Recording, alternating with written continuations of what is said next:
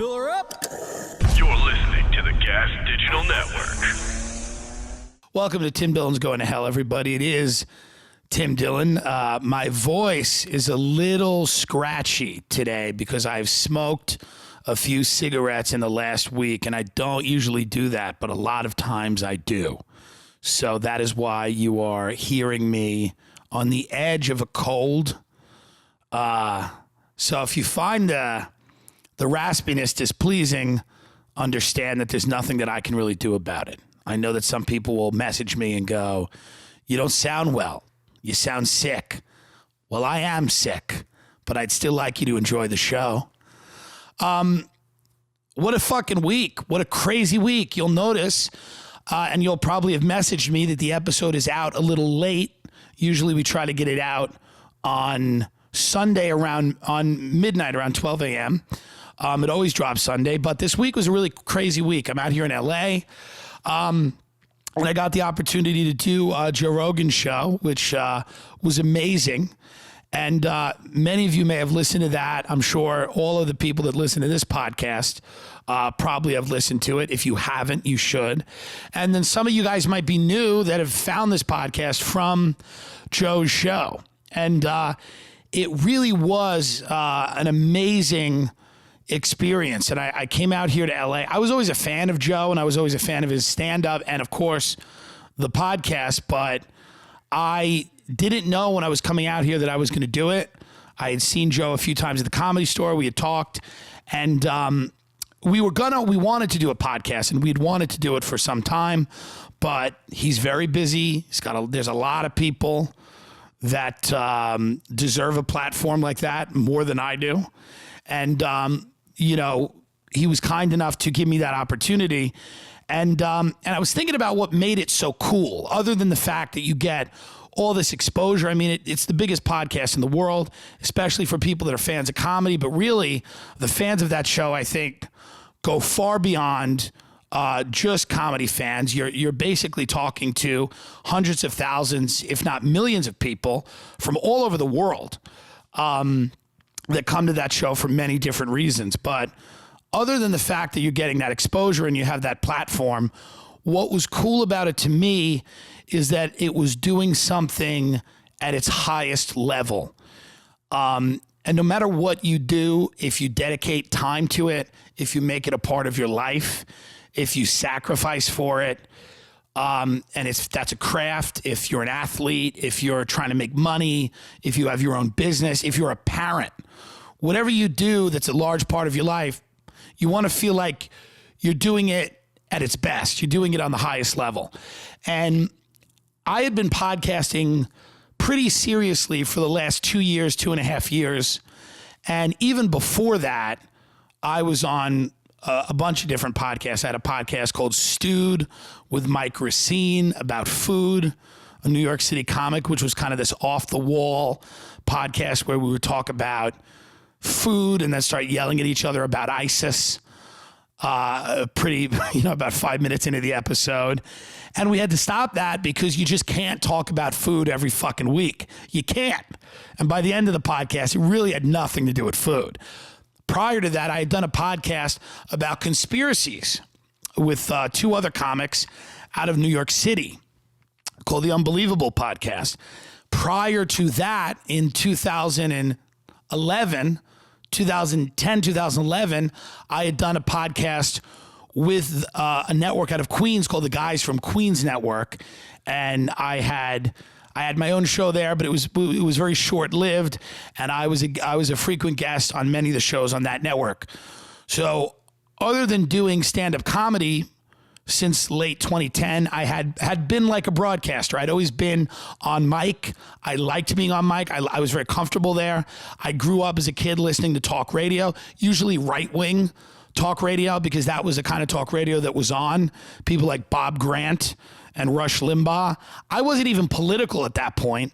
I didn't really have a strong feeling either way on what they were saying, but they were very funny at times, and the idea that they could get on a mic and talk for 3 hours a day was amazing to me. And of course, I grew up with Howard Stern and listening to his show, with my father and loving that and laughing. So I'd always loved broadcasting. It was always something that I liked.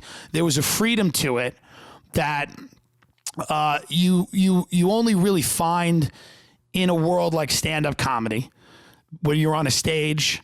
But broadcasting to me, whether it was radio or podcasting, was this long form thing. And it was this intimate kind of media where you're talking to somebody, they're in their car, they're in their house, they put their headphones in. It's kind of you and them. And you kind of create this bond. Like I had felt that, that these people that would come on the radio every day, were like a part of my life in a weird way. I would look forward to them. I remember Joan Rivers had a show on AM Talk Radio. And that was the first time that I'd really heard of her. And she was just fucking hilarious.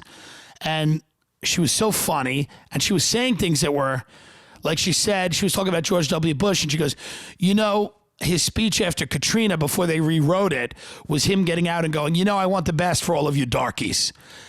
I mean, these things were great. I mean, she was just so fucking funny. And she was like, what if his father hadn't got involved in his life? He would have started a third oil company, because the other two had failed.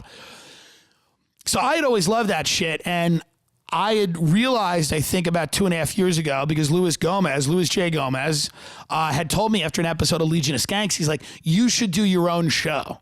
You should do your own podcast. You have a lot of different interests. You're funny. You like talking to people. You like having conversations. Why not have your own show? And he said, we're starting a network and I want you to be a part of it. And that changed my life and it changed my career, because up until then I was really just doing stand-up comedy. Now I had these other podcasts and I'd experimented with the medium, but I had never really considered it an integral part of my career up until about 2.5 years ago when Louis had pulled me aside at the Creek in the Cave after an episode of Legion of Skanks. I had never treated podcasting like it was an important part of reaching people and building a fan base, cultivating an audience. I'd never really thought that far ahead. But since I started doing it, it became obvious that this was probably a much better way to reach people than just performing stand-up every single night and hoping that through word of mouth, people would become your fans, tell other people to check you out. So I started a show, and I started it with one of the funniest and smartest guys that I knew, Ray Kump, who was a comedian out of Long Island, who, like me, had all these crazy fucking interests. And we would drive back to Long Island every night, and we would talk about the Kennedy assassination and 9/11, and we would talk about the World Bank and the Federal Reserve and the death of the diner, why diners sucked. I mean, these car rides would have had us institutionalized. Ray had a car that was filthy, and I don't mean filthy in the way that like your buddy has, where there's some. I mean, Ray, when you put your feet on his floor, they never touched the ground, because he just had fast food wrappers and boxes, change and empty cigarette cartons. Occasionally, he'd have a window that was permanently down. And this was January in New York City, driving 70 miles an hour on the Long Island Expressway. And the only way that we could heat each other up was by smoking Marlboro Reds all the way home until we got to Taco Bell, where we'd get food and talk about books like Family of Secrets and books like The Devil's Chessboard, which is about Alan Dulles and the birthplace of the CIA. And we were these cynical guys that loved talking, and we loved making people laugh. And when Louis came to me, I said, I got the perfect guy to do a show. And we did a show, and we did one for 2.5 years, and it's a show that I'm proud of. And many of the episodes of that show are behind a paywall. And we had this crazy opportunity to bring in a lot of these writers whose books we had read, people that were ignored by the mainstream media, people that had kind of alienated a lot of their colleagues because of things they had written and things they had said, but people that me and Ray found credible. These weren't psychopaths. They weren't yahoos. They were guys that were pretty studious. They had written books. Those books were not a shortcut to fame by any stretch. In fact, most, if not all of their careers were impacted negatively by the things they'd written, We had a guy on, David Talbot, on, who founded Salon.com. He wrote a few books. One of them was Brothers, which was a very well-regarded book. I think it was a bestseller. And it was about the Kennedy family. And then David Talbot wrote a book called The Devil's Chessboard about Allen Dulles. And he implicated Allen Dulles, or went pretty far to suggest that Allen Dulles was a potential conspirator in the assassination of JFK. But the book's about a lot more than that. It's about Allen Dulles, how he impacted the American national security state. It's called The Rise of Allen Dulles and the Rise of America's Secret Government. It goes into the founding of the CIA. And the book ruffled a lot of feathers in Washington, and David Talbot stopped getting invited to those fancy Georgetown cocktail parties. And, you know, he lost a lot of the mainstream credibility that he had. So much so that he was being interviewed by people like me and Ray Kump. So we found this very interesting. We're like, well, the system works. There are things that you can say that can really get you kind of blacklisted from polite society. And it had happened to him. It had happened to a guy named Russ Baker, who wrote a book called Family of Secrets. Russ Baker was another guy who wrote for the New York Times and Vanity Fair. He had won, I think it was a Polk Award or a Peabody Award. He was a respected journalist, and he wrote a book. And he came to some troubling conclusions. And even as he wrote the book, friends of his had told him, don't go here. Don't cross, don't touch the third rail, which is questions about the CIA or Kennedy or, you know, things that people find uncomfortable, things that people don't want to talk about, and things that really shine a light on aspects of the American government that people are either unaware of or ignorant of, and blissfully in many cases. We had a guy, Nick Bryant, on the show who wrote a book about human trafficking. He did a deep dive for 7 years into a interstate pedophile network that was operating in the 80s and 90s and peddling kids to high-ranking people in Washington, D.C. These were tremendously uncomfortable topics, and Nick Bryant lost his agent when he wrote the book. I've had Nick on my show. I've had lunch with him. He doesn't seem to me like somebody who was trying to get famous. I don't think he was fabricating things. Russ Baker's book has thousands of notes. Nick Bryant's book has sealed grand jury documents in it. Baker's book, I think, took him about 5 years to write. Nick Bryant's, I think, took him about 7. So whatever you think of these people, whatever you think of their conclusions, they came to them after long periods of research into the topic, interviewing hundreds of people. Their kind of journalism is more like a detective.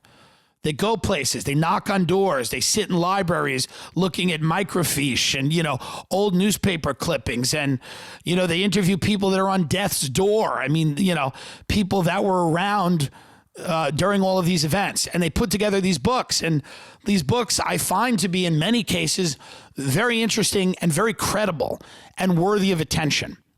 And so me and Ray were able to do a show where not only did we have fun, and a lot of the episodes of this show are funny because we're comedians, and a lot of the episodes behind the paywall are very entertaining, and we have other comedians on, many of our friends, but some of our best episodes are episodes that deal with uncomfortable topics, and hence the name Tim Dillon's Going to Hell. You know, we had a guy, Mark Galeotti, on recently who wrote a great book about the Russian mafia, and we did a deep dive into that topic, and Mark cleared up a lot of the misconceptions about the Russian mafia, and he separated, you know, the myths from the reality. And it's an episode where if you listen to the whole thing, you are smarter afterwards. So this podcast, starting this podcast, not only helped me get fans, but it also satiated me on a very different level because I had an ability to talk to people that had always interested me about topics that had always interested me. And I got a firsthand view of what a real journalist should be. A real journalist should not be chummy with people in power. A real journalist should not be invited to cocktail parties by the people that they are writing about. The people that they are writing about should be fucking terrified of a real fucking journalist. Because the job of a journalist is to get between those people and the public and kind of really put everything they say under a microscope and assess whether it's true, whether it's false, why they're saying it, and provide the public a service that you need in a functioning democracy. I'm lighting a cigarette, folks. You can judge me if you fucking want, but we're getting into it here. Okay? So when we get into it, we got to fucking light cigarettes. That's not my fault. That's the country that we live in. But that's basically what the show became. That's the show. That's our show at its highest level, was the ability to talk to people that had written books that had really greatly changed my perspective on not only key events in history, but also the types of people that go the extra mile to report. Now my producer's lighting a cigarette, you see? Now the dog's gonna light one soon. This is what happens. This is the problem, is that people influence each other. But no, not only did I learn about different perspectives, here's also what I learned. You pay a price in many cases for telling the truth in this society. You pay a price. The rewards are much greater to play along and play the game. And that doesn't mean that every fucking conspiracy theorist is right. It doesn't mean that everybody on YouTube live streaming and making a lot of money, saying very sloppy and reckless things. In fact, many of those people are clowns. And man, if I was in power, they would be such a fucking breath of fresh air. The idea that the only opposition that I faced were these clowns. And Patrice O'Neill says it perfectly. He goes, some of these guys will say legit things and then put marbles up their ass. And that's how Patrice said it, and he's absolutely right. And so when you have a lot of these people going out there and saying ridiculous things mixed with indisputably true things, those true things are now delegitimized. And a lot of people might suggest that that's a disinformation I think it's just the fact of living in a free society, people that are chasing money. When you have these supposedly truth tellers that are making tens of millions of dollars, you really have to sit back and think, is that the way it works in our society?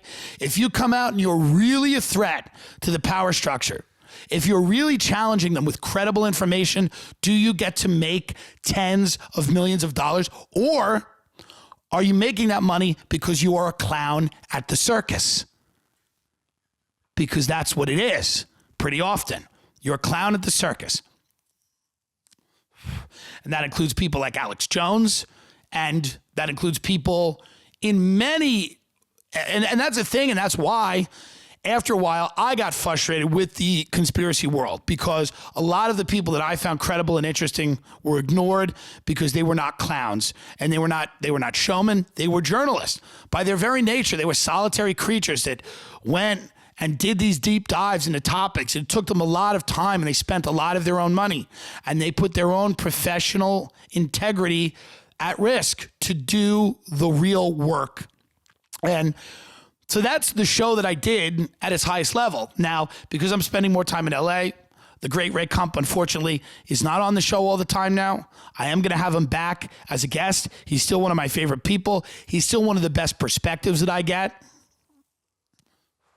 in my life. When I want to talk about an issue, he's still one of the smartest people and the funniest people that I know, and I love having him around. He's not on the show anymore, but I'm re-releasing an episode tonight or this morning, whenever you listen to it, which I think shows me and Ray and our show at the zenith point.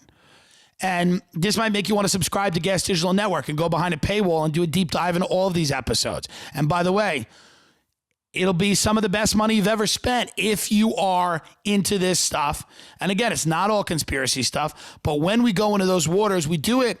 And I've heard, and this is from the authors, they go, you were conducting a better interview. Mark Eliade, who wrote the book about the Russian mob, was interviewed by all kinds of media people. He was not really a conspiracy guy, so he was given a lot of interviews, not as many as he should have, because he wasn't writing about, some Trump-Russia conspiracy that may or may not be true. He was dealing with hard facts. And he said to us, and he said it on Twitter, he's like, one of the best interviews I got was 2 fucking comedians out of a studio in the East Village in New York, because those guys read the book, they knew this stuff, they were interested in it. And so that's the thing. I'm not giving you a pitch, but if you do want to get behind the paywall, that's kind of the show at our zenith. And when I was doing Rogan, I was thinking a lot about podcasting. I was thinking a lot about doing something at its highest level. And what makes Joe Rogan amazing at what he does and truly the best at it is because he's a guy that's very interested in a lot of things. He's very curious and he likes to have a conversation with the people that comes in, and he respects them. He respects the people that sit in that chair. He has them on. He gives them a platform, he gives them exposure, and he listens to what they have to say. And he's a comic, so me and him had a lot of fucking fun. We had a great time. And what's great about that show, and what's nerve-wracking for a comedian or for anybody that sits in that chair, is everything you say is live. And it's being broadcast to, I think it was 30 to 40,000 people watching live. And then it's going to be seen by hundreds of thousands, if not millions of people afterwards. So everything you say is going to be fact-checked. People are going to react to it in real time, and they're going to let you know how they feel, not only about you, but about the things you say. And that could be, and I had a very positive experience with that because we had a great fucking episode and it was a lot of fun. But that is a podcast. Now, there's a lot of different kinds of podcasts out there, but I think the best example of a podcast is the Joe Rogan Experience, because a podcast to me at its highest level is not an interview, it's a conversation. But it's a conversation that's facilitated by technology. Jamie's a great producer. You can fact check your guest in real time, which Joe did a few times, where me and him, he pulled stuff up. We did a dive into it. We had fun. We moved on to the next topic. And that's something that differentiates his show from a lot of shows. A lot of shows, they don't have that capability, and you can kind of say whatever the fuck you want. But Joe's a smart guy. Jamie's a great producer. So if you go on there and say something, you better have a reason for saying it. It better be funny. If not, you're going to know. And that's what makes that show, I think, the best show out there. It's why it's the biggest in the world.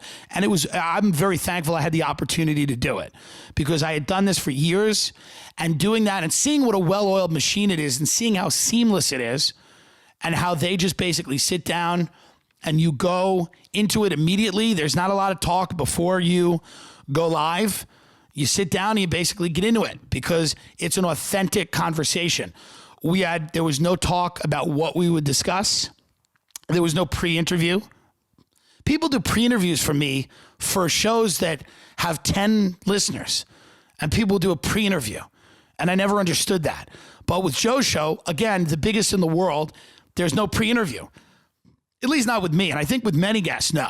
Some guests are much bigger than me. They have a higher profile. Maybe they have different concerns. And Joe certainly might talk to some people before they come on. But with me and with many people and everyone I know who's done the show, you go in, you go live, and you have a conversation in front of essentially, hundreds of thousands of people. And it's in real time and it's live. Can't take anything back that you said, but you do have the time to explain it. You have a 2.5 hour window between 2 and 3 hours. So you have time to explain. It's not edited in any way. They do not, ask you if you found this part unflattering, and nor should they. It is live and it's raw. And as somebody who shot comedy specials, that is not the case. Comedy specials in many cases are edited to some degree. You know what you're going to do. You know what jokes you're going to tell. They've been vetted by a network. They've been vetted by Netflix or wherever you're doing the special, Comedy Central. You've rehearsed. You've gotten out on stage. You've stood exactly where you're going to stand. You've seen where the cues are, where the lights are. You know how long it's going to be.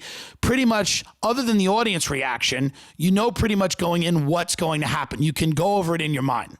Of course, you're still nervous. You're still anxious. You want it to go well. But with a podcast like Rogan, you go on, and you're basically trying to be funny, trying to be interesting.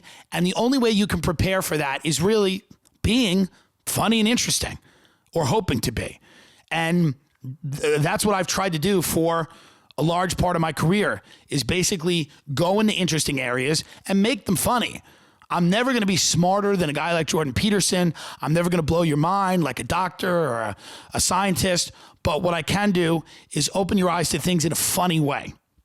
And that's what hopefully I did. And me and Joe, again, had a great time. And I'm grateful for the ability to do that on a show like that. So why am I re-releasing this episode today? We did an episode on this show about the Central Intelligence Agency. And it's really a fascinating look at the agency from the perspective of an insider, somebody who has spent time as a career intelligence officer, somebody who also was put in jail for disclosing the name of another intelligence officer to a reporter, even though that reporter did not print the name. This person went to jail. I think he violated something called the Espionage Identities Act, something of that nature. But what it really was payback, because he was a whistleblower. This guy's name was John Kiriakou, and he was the first person to come out and definitively say that the United States was using waterboarding, and it was tantamount to torture. And this was because we had waterboarded Abu Zubaydah. And John Kiriakou would only disclose, I think, that we had waterboarded him once. We found out that we had waterboarded him 83 times. 83 times, which, of course, our government told us isn't torture. It's not torture. It's fun. It's frat boy hazing. I mean, you could find all the comments. And by the way, we had a labyrinth of underground, secret torture prisons. Some in countries where they had no problem torturing people. These were black sites. They were set up by the CIA, and there was a program of torture designed by the Pentagon. It was designed by two doctors, Mitchell and Jessen. I forget their first names. Those are their last names. And they designed a program that tortured young Arab males using taboos from their culture, like sexuality, fear of dogs, things like that. Many people, Jane Mayer wrote a great book about this called The Dark Side, and in many people's estimation, this was the blackest mark on America's reputation, even considering the bungled Iraq war and occupation. The fact that we willfully violated the Geneva Conventions and the banality of evil, the fact that we had doctors involved in designing these programs and instituting them and torturing people, sometimes to death, people that were in many cases innocent. They were in the wrong place at the wrong time. This was eye-opening for me as a young kid when this stuff started coming out. I was horrified at this. And I was horrified by so many people that stood by and said that this was okay and this was what we needed to do to keep us safe. George Washington said anybody who tortures will be tried. This was during the Revolutionary War. Are you telling me that America was in graver danger after 9/11 than fucking during the Revolutionary War? I don't know. I don't buy that. I don't believe that. And I think many historians would agree with me. But I'm not saying that everybody who made these decisions is necessarily a monster, although some of them were. Some of them undeniably were. But people were panicked and afraid and terrified, and they did things that they were not proud of, and I think they did things that made us less safe. So John Kiriakou was the guy that came out and basically definitively said that we were torturing people. And for that, I think he spent about 18 months in a low-security prison. But the conversation, and this is why I love this episode so much, is not simply about torture. It's not simply about that period. We talked to John about a lot of things because it's the only time that we've ever had somebody in the intelligence services on our show. And in many of our episodes, we've talked to writers and journalists and documentary filmmakers about things that the CIA had done, but we'd never had somebody who was actually in the institution on our show. So we do an episode with him and we go into a lot of different areas. We talk about the Iraq War. We talk about torture. We talk about 9/11. We talk about the culture of the CIA. We talk about their relationship with the FBI, the NSA. We talk about whistleblowers. We talk about, we hit on Trump and Russia. And we talked to him about his feelings about that. We talk about John Brennan, who was the head of the CIA during the 8 years when Barack Obama was the president. So we go over all of these things. We talk about a lot of the people that were involved in making these decisions, including John Brennan, including a woman who was profiled in Zero Dark 30, and that movie was a hunk of shit. We talk about how movies are made and And I think John Kiriakou tells a great story about being in the CIA and having, I think it was either Ben Affleck or Matt Damon walk in one day. And John Kiriakou's like, what the fuck's going on? And what you have is basically movies like Zero Dark 30 that are being made, and the storyline and the narrative is being guided by the CIA, who, drumroll please, end up being the good guys. So we talk about that. We talk about the CIA in Hollywood. And we do it again. It's very sober, rational discussion. This guy, and by the way, I'm sure he's not telling us everything he knows, but he's telling us a lot. He's telling us more than you're going to get anywhere else, because I think we do a pretty damn good job at getting him to disclose not only information he knows to be true, but also to speculate and to basically give his opinion on some of the more controversial things that the agency has been involved in. And we get him to talk about some of the more interesting conspiracies that people have suggested regarding the agency, specifically the pre-intelligence failures leading up to 9/11. And he shines a very interesting light on how the CIA operates, how the FBI operates, and the dysfunction between those two agencies. You can come to the conclusions you want after you listen to the episode. But it was one of those episodes where after we did it, we immediately said, this is the best episode we've ever done. Because not only did we have somebody who had an insider's view, but I think we did the best job that we could getting information out of him, and then, applying our sense of logic to some of the statements he was making. And we challenge him a lot in the interview. So listen, going forward, not every episode is going to be like this. Not every episode is going to have an insider. In fact, I wanted to move away from conspiracies, much like Joe. I got a little tired of them. I got a little tired of people coming up to me after a show and, trying to prove to me that the NAMBLA logo was embedded in, the pizza menu that they found. It got a little trying, and it gets a little frustrating because so many people in the conspiracy realm don't really have truth as their main goal. That's not what they want. They want to be right. That's a big difference. It's a big difference. Instinctually feeling that things are corrupt and needing everything to be corrupt and needing everything to be as bad as you think it is, and going in and being sober and rational and going, what is the actual truth? How did this happen? Why did this happen? And those are two different things.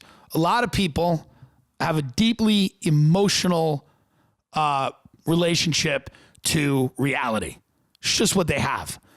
Reality to them is subjective. And they have feelings and they have instincts. And if those are countered by facts, they ignore those facts. And then they cherry pick the facts that back up the things that they already believe. And you can see this when people watch MSNBC or watch Fox News. They really are just, and it's no different from people who go and watch InfoWars or some other person. They just want to believe that Hillary Clinton's eating children. And if you suggest to them that there's no proof of that, they get angry at you because that's part of their worldview. They need to believe that. The same way some people need to believe that there's a heaven and a hell, and there was a snake in the garden, and he was talking, and the fall of man, and the same severity of those belief systems, the same attachment people have to those, and they lay their head on their pillow believing all of that. There are some people that need to lay their head on a pillow and have visions of Hillary Clinton eating a toddler in a ceremony because they think that's the way the world makes sense to them. That's it. And if you present them with a counter narrative, well, you're part of the problem. Maybe you're eating toddlers too. So it gets frustrating. And I can understand for a guy like Joe who's been accused of being in the CIA. Young Jamie, the producer, was telling me people think I'm in the CIA. I mean, folks, at a certain point, you have to put whatever drug you're doing down, put the booze down, take a shower, walk around the block, turn the computer off, let the phone charge. You don't need to be on 8% on Twitter with your eyes bleeding to get every last bit of fucking information. Let it go. Establish a new friendship. Meet somebody who you like and might want to have sexual congress with. Go out to a new restaurant and try a new food, because it's not just people eating children. There are real conspiracies, undeniably, like private prisons, okay? Financial companies deceiving people. You don't give a fuck about those. You don't care. Why? Because it's not about people eating children, which is the only thing that some people are interested in. Are there pedophiles sacrificing and eating children?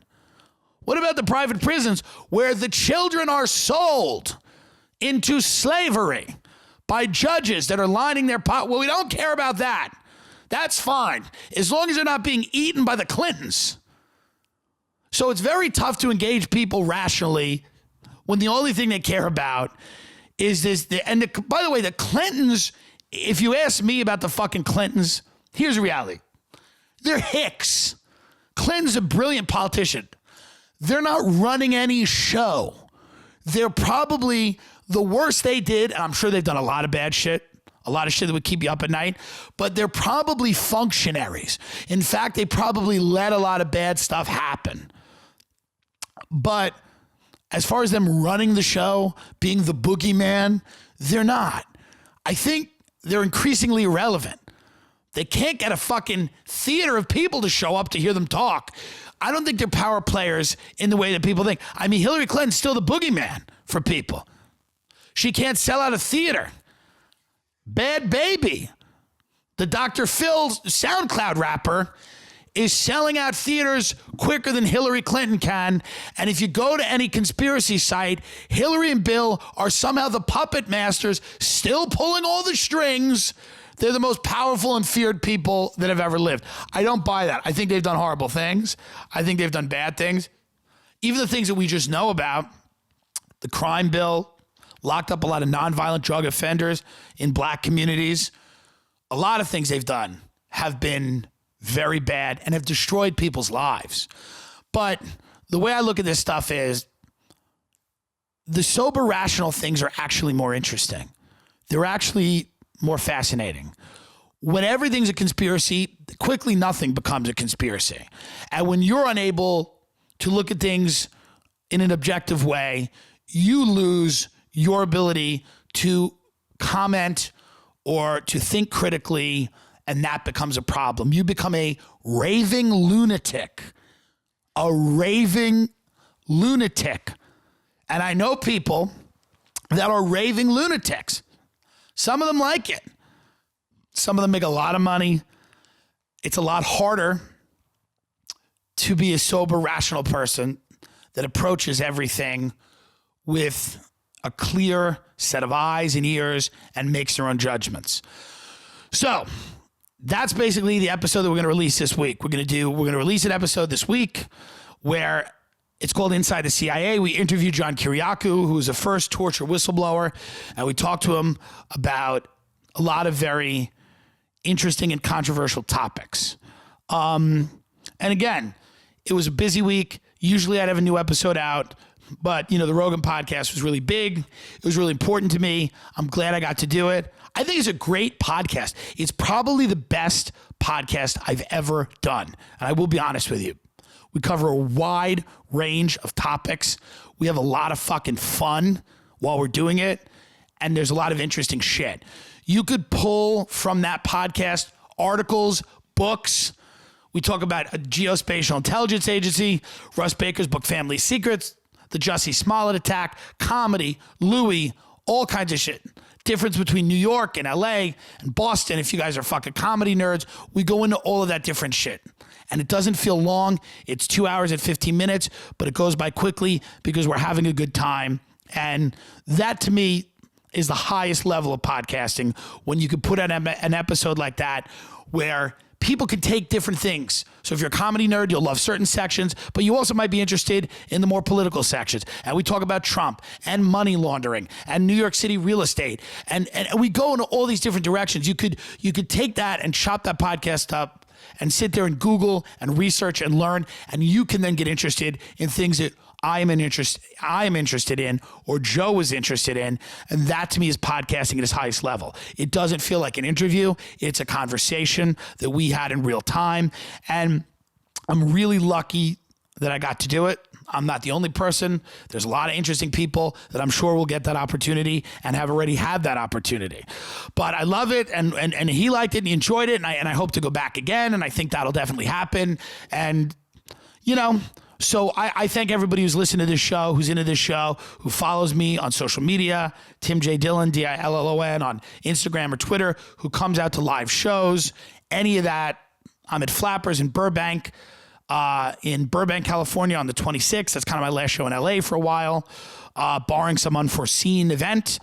But any of you guys that have supported this show or me, I really appreciate. And any of you guys that are new to the show, that are maybe coming from Rogan, it may make a lot of sense to grab a lot of those episodes behind the paywall. If not, we have a lot of cool episodes that are out. I think it's our most recent 13 episodes are always on iTunes. If you want to go back to some of the more interesting, episodes and interviews that we've done, a lot of those, the majority of those are behind the paywall. We've been doing this for 2.5 years.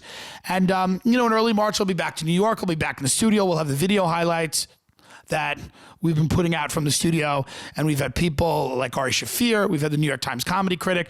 We had a great episode on the Smiley Face Killers, which is potentially a group of people that's killing young college-age men, and they're communicating on the dark web. Again, we know this because somebody that supposedly they tried to kill who survived an attack comes on and we interview him. One of our most interesting episodes of late. So again, if you're a fan of this type of shit, if you like to laugh, if you want to think, if you want to go into areas in a smart way, in a rational way, not being a raving lunatic, this might be a place you should do it. If you love the show and if you haven't subscribed, rated, reviewed, please go on iTunes and do that. If you haven't listened to the Joe Rogan Experience, I think it's 1251, I forget. Go do that. I will say this. I believe it to be the best podcast I've ever done. And I'm a guy that has done so many different podcasts. And I've loved so many of the things that I've been able to do. So it was an honor to do it. Joe's the best. He really is the best at that job. And when you sit there and you do one with him, you realize why. It's not an accident. It's not an accident that his is the biggest show. So he's doing it on a level that nobody else is doing it. And I was lucky enough for 2 hours to be there doing that with him at that level. So without further ado, this is Inside the CIA. Great interview. Really interesting shit. We'll have a brand new episode next week. I hope you like this. It's a really great way to get into the show. Thanks a lot.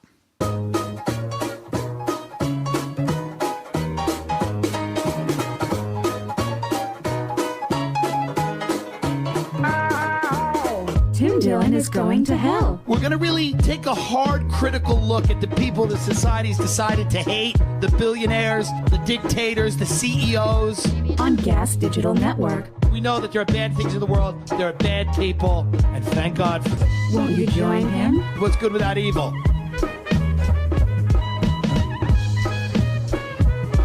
Hello, everybody. Welcome to Tim Dillon is Going to Hell.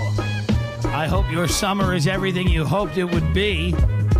I was never a person that lived for summer. Were you ever that guy?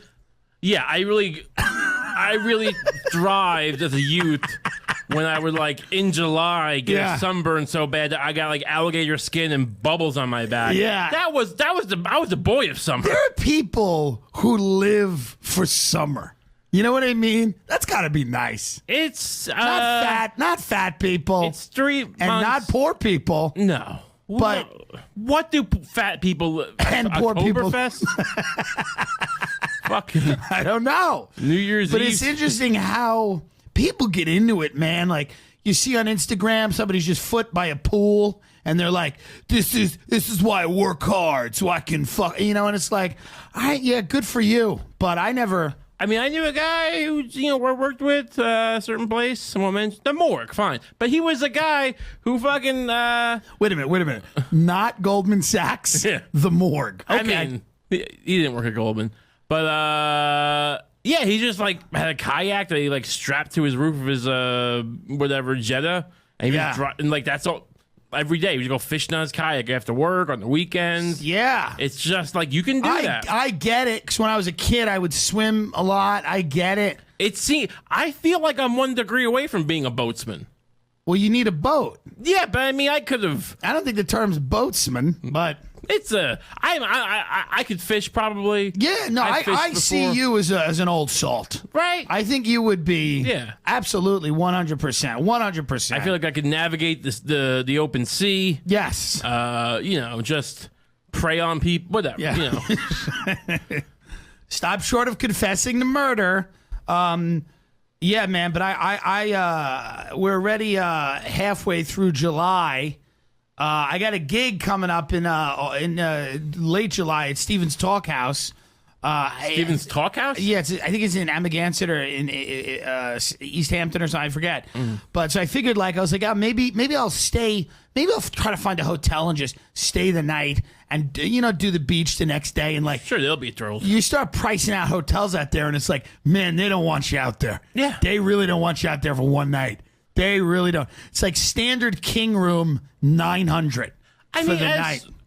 What do you like? Why do you think that you would be able to be within it's one thing in New York to be next to elites. Yeah. Because even though you're next to them, you're in a different world. Yeah.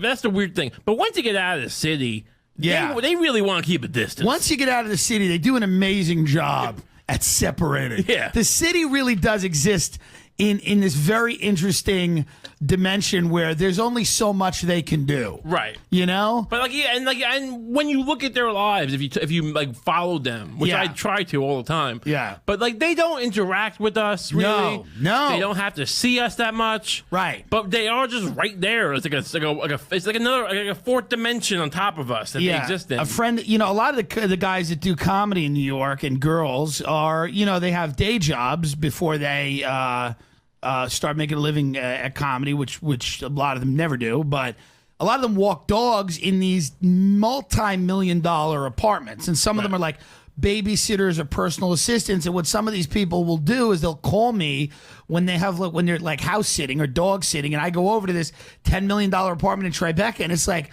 I can't imagine. It's just me and somebody else, human garbage, human waste, sitting on a couch in a $10 million apartment with Justin Timberlake upstairs and Ryan Reynolds down the hall. And it's amazing. And I had a friend of mine say, I have a friend that works in finance who makes decent money, makes $200,000 a year. He's like, I've never been in an apartment like that. He's like, even as a guest. And he's like, you make nothing. You're a circus person. I'm a circus. And that's what I said. But that's why I'm in there, because Could you try to, not in a legit way, but could you try to sell that apartment?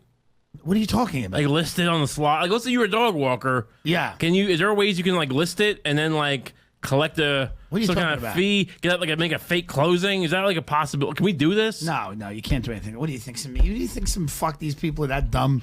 You think they? No, but you get some my hate. point. No, I was making a point before you. I was making a point. My point was that I told my friend. I said, you got to know the chimney sweeps and the dirt bags to really get into, because that's, you'll net if you're, the dog walking is the lowest form. It's just completely divorced from any future employment. It doesn't qualify you to do anything, as you kind of brought up. Right. There's absolutely nothing you can take from it. So the people that are doing it, unless they're trying to make a living at it and they own their own company, but the people that are just kind of doing it are just doing it. And I'm like, well, you don't meet them if you have a regular job. And I know them from comedy. So they call me and they're like, yeah, I'm in this $15 million apartment. And why don't you come here and hang out? I've stayed the night, slept on some couch.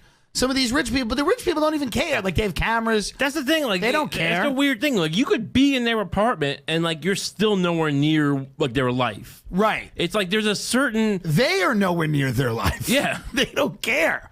You had a great point. It's just people in and out all day, strangers. Yeah. People putting food in your refrigerator, watching your kids, walking your dog, cleaning the hat place. It's literally having money in New York must kind of be this weird thing of you never have real privacy. Yeah. And you just kind of you're always on. You're always not that you're presenting to these people, but it's just constantly it's almost voyeuristic in a way. Well, there's something about all these people that have money in New York. They're always constantly, they seem to always be at work. Right. Even when they're home.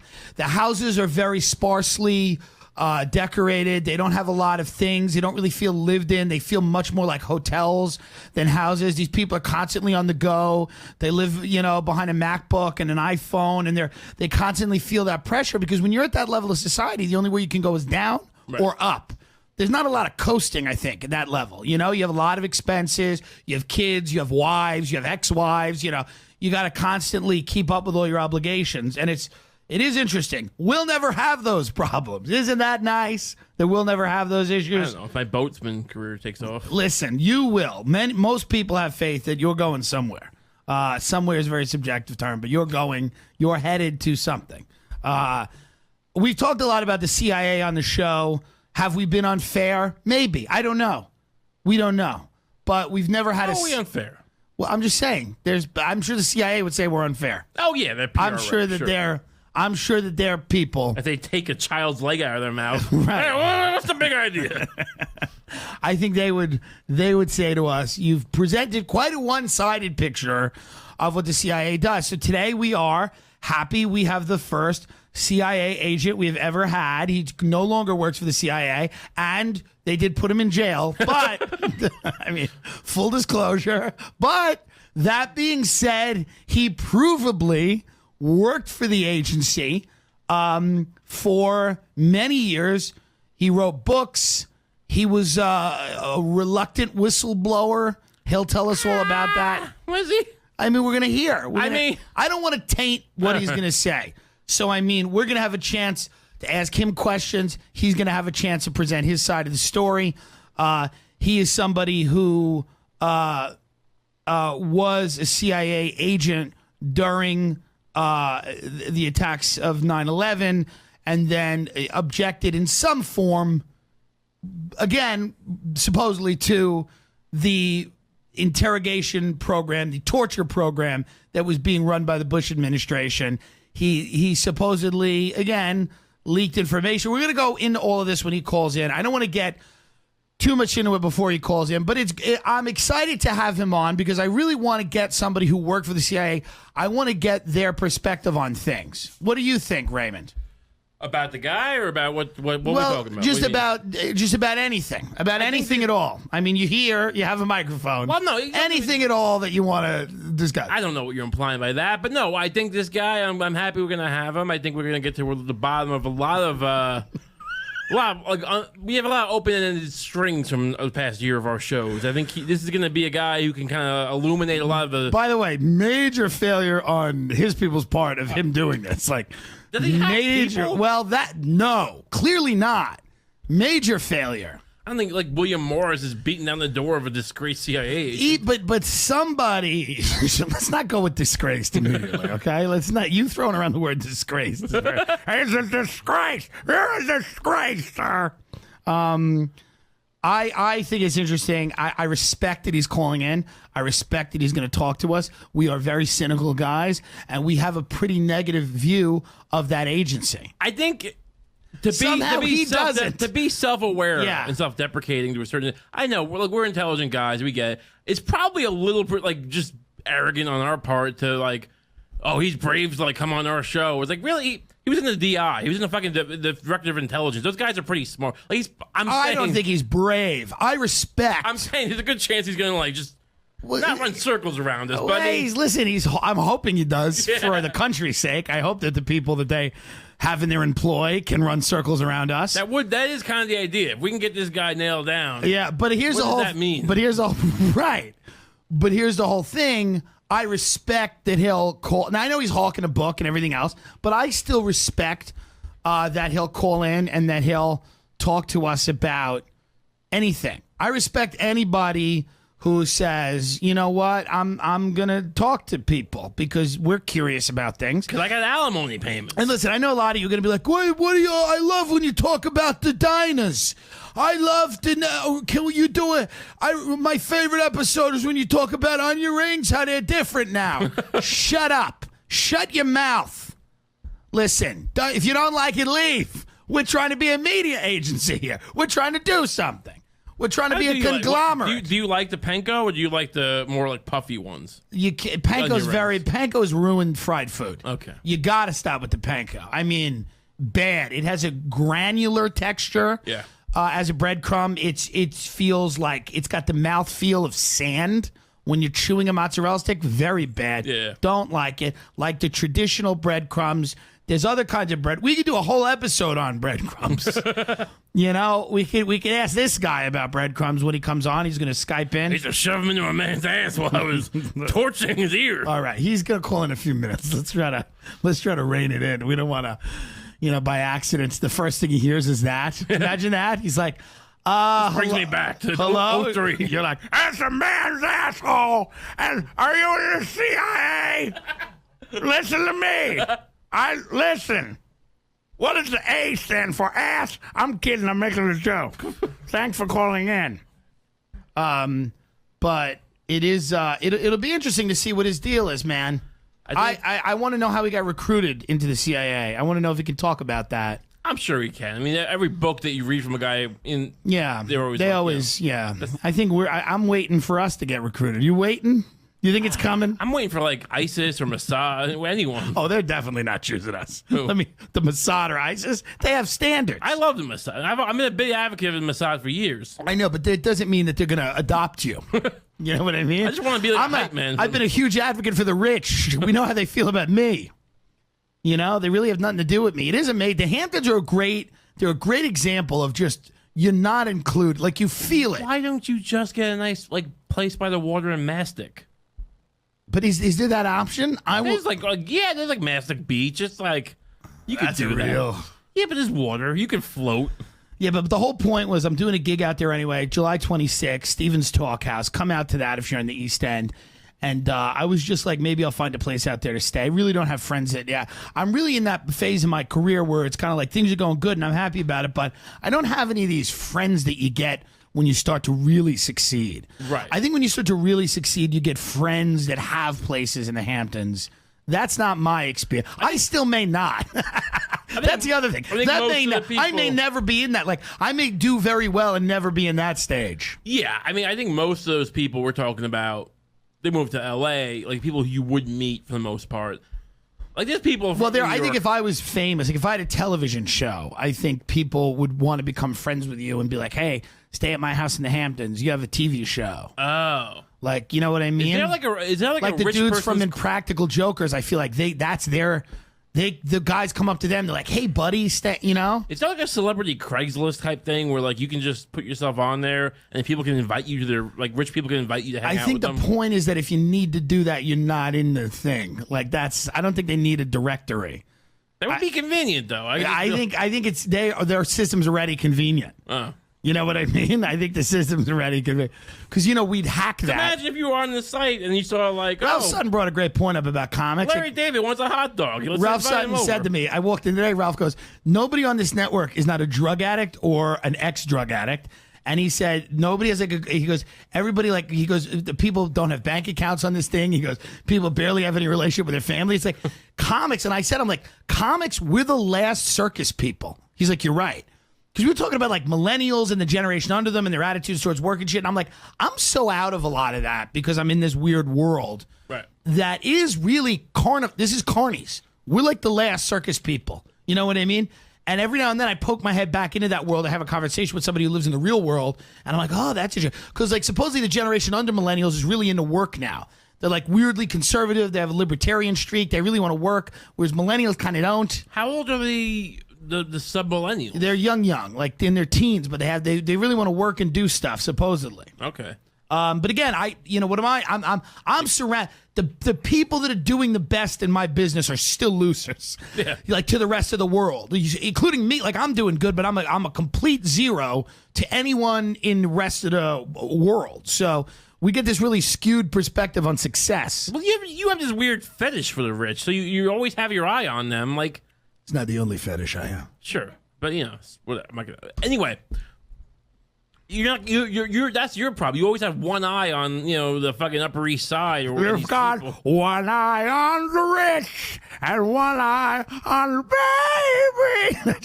I love the idea of you getting a recording contract, like a major recording contract, and just having a guy be like, I stand by him.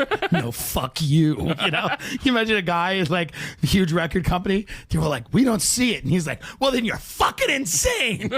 You're insane if you don't see it. You walk in, your guts hanging out. You're like, sometimes I slide in my DMs. Slide in my DMs. One guy's like, he's a fucking angel.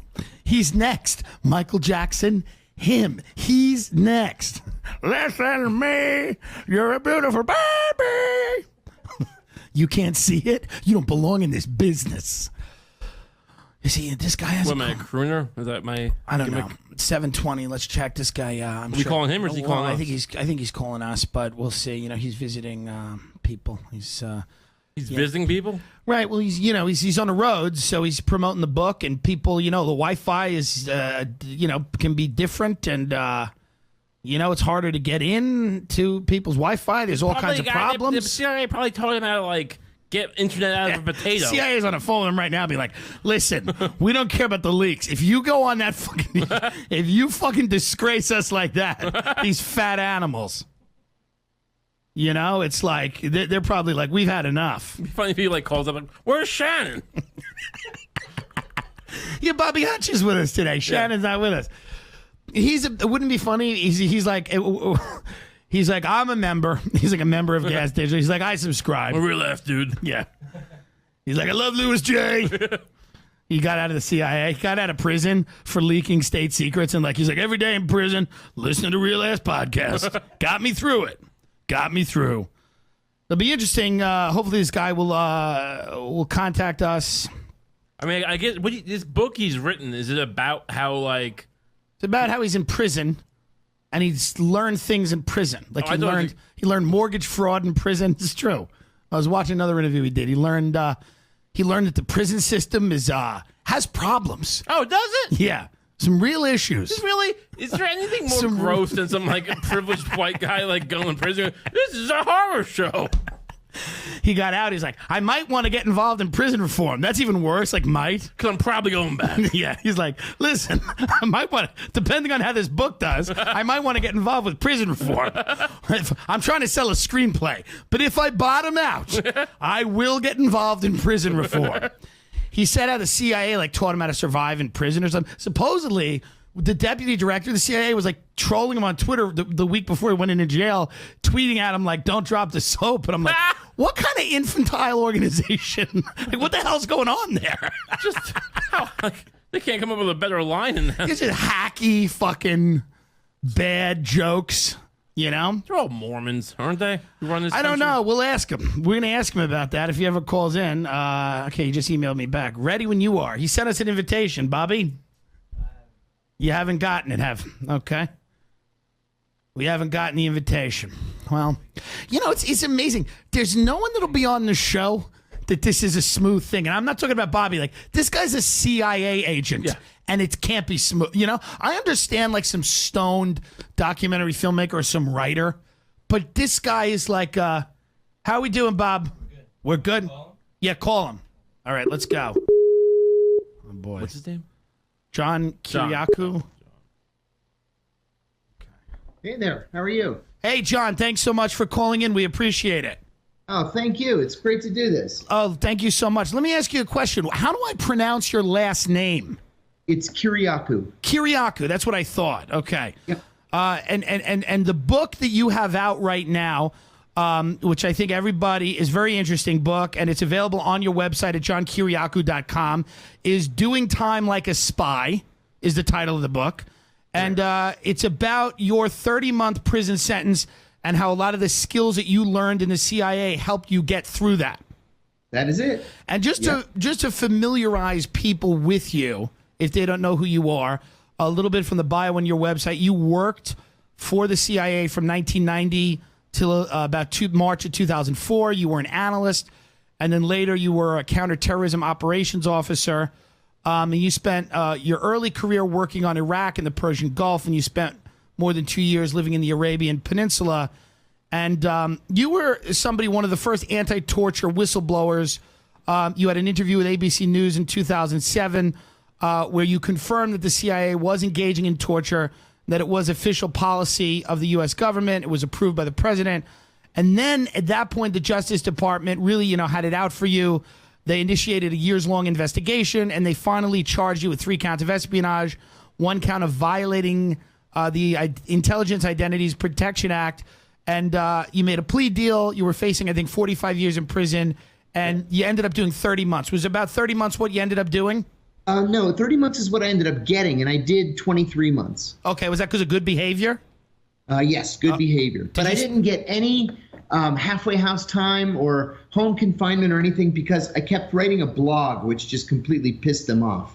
So that was my punishment. I didn't get any extra time off. So from prison, you were still writing a blog about what was going on. Yeah, it drove them completely insane. So, right, I could imagine Was it about like your experience, or was it more just about like pop stars and American Idol? What were you doing? What were you writing about? You know what? It started off just kind of accidentally. A friend of mine who ran a website, Firedog Lake, asked me to write an open letter to my supporters just so that they knew that I was okay and what daily life was like. So I waited 10 weeks after I got there before I felt comfortable enough to write. And then I wrote an open letter just about daily life, and not even realizing that I was sort of exposing a federal crime that had been committed against me by 2 guards. And so when I sent it in, this friend of mine sent it to Ariana Huffington, who's a friend of hers, and Ariana put it on the Huffington Post, and I got more than 1 million hits. Wow. And so Jake Tapper came to the prison, and 60 Minutes came to the prison, and the administration just went crazy. What sort of crime was it? Was it the way they were handling you? No, what happened was they called me down to the lieutenant's office one night, and they showed me a picture of this Arab prisoner, and they said, "Do you know this guy?" And I said, "Well, I don't know him, but I met him last night." And so they said, "What did you say to him?" And I said, "Ana ashraf b'mariftak," which means it's nice to meet you in Arabic. Well, what did he say to you? And I said, he said, "It's nice to meet you too." And then what? I said, then that was it. I walked away. Well, they said, after you walked away, he called a number in Pakistan and they told him to kill you. And I said, oh, please, I can kill this guy with my thumb. This guy's like 5'4", 120 pounds. Give me a little bit of credit. No, don't do that. We've been looking for a reason to send him to another prison. So every time I'd see this guy in the hall, I'd sort of give him the stink eye, and he would give me the stink eye back. But then the more I thought about this, the more it didn't make any sense. Like, why would he call a number in Pakistan if he's an Arab? He speaks Arabic, and they don't speak Arabic in Pakistan. And these 2 idiots in the lieutenant's office told me that he was the uncle of the Times Square bomber. But the Times Square bomber was Pakistani, and this guy was Iraqi. So I approached him on the prison yard.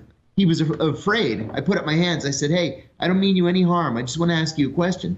I said, did the cops say anything to you about me? And he said, yeah. They called me to the lieutenant's office, and they said that after we met, you called a number in Washington, and they told you to kill me. And I said, those bastards, how ham-handed was this? Like, so amateurish. Right. So I reported. I'm sorry, go ahead. What in your estimation were they trying to do? They wanted us to fight each other, like for their own amusement. They were hoping to incite violence. And so I went to the law library and I actually looked this up. And this is a federal crime. It's conspiracy to incite violence in a federal facility. It's a Class D felony and it's punishable by 2 years in prison. And so I reported this. And I mean, it hit the paper. Even like Playboy asked for an interview, and The Economist, and it was in Time magazine. It was ridiculous. It took on a life of its own. Do you think they knew your background? Absolutely. They wanted me to hurt this guy. Okay. And I remember also, I think, tell us a little bit about, let's go back a little bit. When you did that interview, tell us the circumstances of that interview in 2007, why you did it, what you said, and then what happened afterwards. Sure. There's a little bit of backstory to it. Sure. I was the only one of 14 people who declined to be trained in these torture techniques. I said I had an ethical problem with it. I thought it was against the law. You know, we've got a federal torture act in this country. We're signatories to the international conventions against torture. I said I thought it was wrong. So I declined. And I was the only one that they asked to be trained who declined. But I kept my mouth shut. I was a good soldier, so to speak. And so I left. That was in 2002. I left the CIA in 2004 and still kept my mouth shut. And then in December 2007, I had been out of the CIA for 3.5 years. Brian Ross of ABC News called me, and he said that he had a source who said that I had tortured Abu Zubaydah. And Abu Zubaydah was the guy that I had captured that we thought was the number 3 in Al-Qaeda at the time. So I said that was absolutely untrue, that I was the only person who was kind to Abu Zubaydah, that I had never laid a hand on Abu Zubaydah or on any other prisoner. I said, your source is either mistaken or he's lying. Well, Brian Ross says, you're welcome to come on the show and defend yourself. I said, yeah, I'll think about it. But in the meantime, that same week, President Bush goes on TV. He had a news conference, and he looks right in the camera and he says, we do not torture. And I said to my wife, who was also a senior CIA officer, I said, he is a bald-faced liar. He is looking the American people in the eye and he's lying to us. And then a few days later, a reporter asked him about torture, and he said, well, if there is torture, it's the result of a rogue CIA officer. And I said to my wife, Brian Ross has sources at the White House, and they're going to pin this on me. So I called Brian Ross and I said, yeah, I'll do your interview. And I decided in the days leading up to that interview that no matter what he asked me, I was going to tell the truth and just let the cards fall. And so I did. Well, within 24 hours, the CIA filed something called a crimes report against me, and the FBI began investigating me. And they investigated me from December of 2007 to December of 2008. And then they closed the case. And the FBI told my attorneys that I had not committed a crime and that they were ending the investigation. But then 3 weeks later, Barack Obama becomes president, and I had no idea that the CIA secretly asked the Obama Justice Department to reopen the case against me. And so for the next 3 years, from January of 2008 to January of 2012, they were tapping my phones, they were in my emails, I had an FBI surveillance team on me, had no idea. So let me ask you a question. First thing, under what circumstances did you leave the CIA in 2004? Did you retire? What were the circumstances? Yeah, you know how when people resign from a job, they say they're doing it to spend more time with their family? Yeah, I never believed that. But. Yeah, I'm like the only guy who actually resigned to spend more time with his family. I was divorced at the time. I had 2 sons living with my ex-wife in Ohio, and I knew I was going to have to go back overseas, Baghdad, Kabul, Karachi, something like that. Right. And frankly, my boys were 6 and 9 at the time, and boys especially need their dad. Sure. And so I decided there's more to life than counterterrorism, and I was going to spend it with my boys. So to go back a few years, so basically you're in post, 9/11 happens. And this whole Patriot Act, this whole mobilization and militarization of the CIA goes on. And you're at the time of 9/11. Where are you working in the CIA?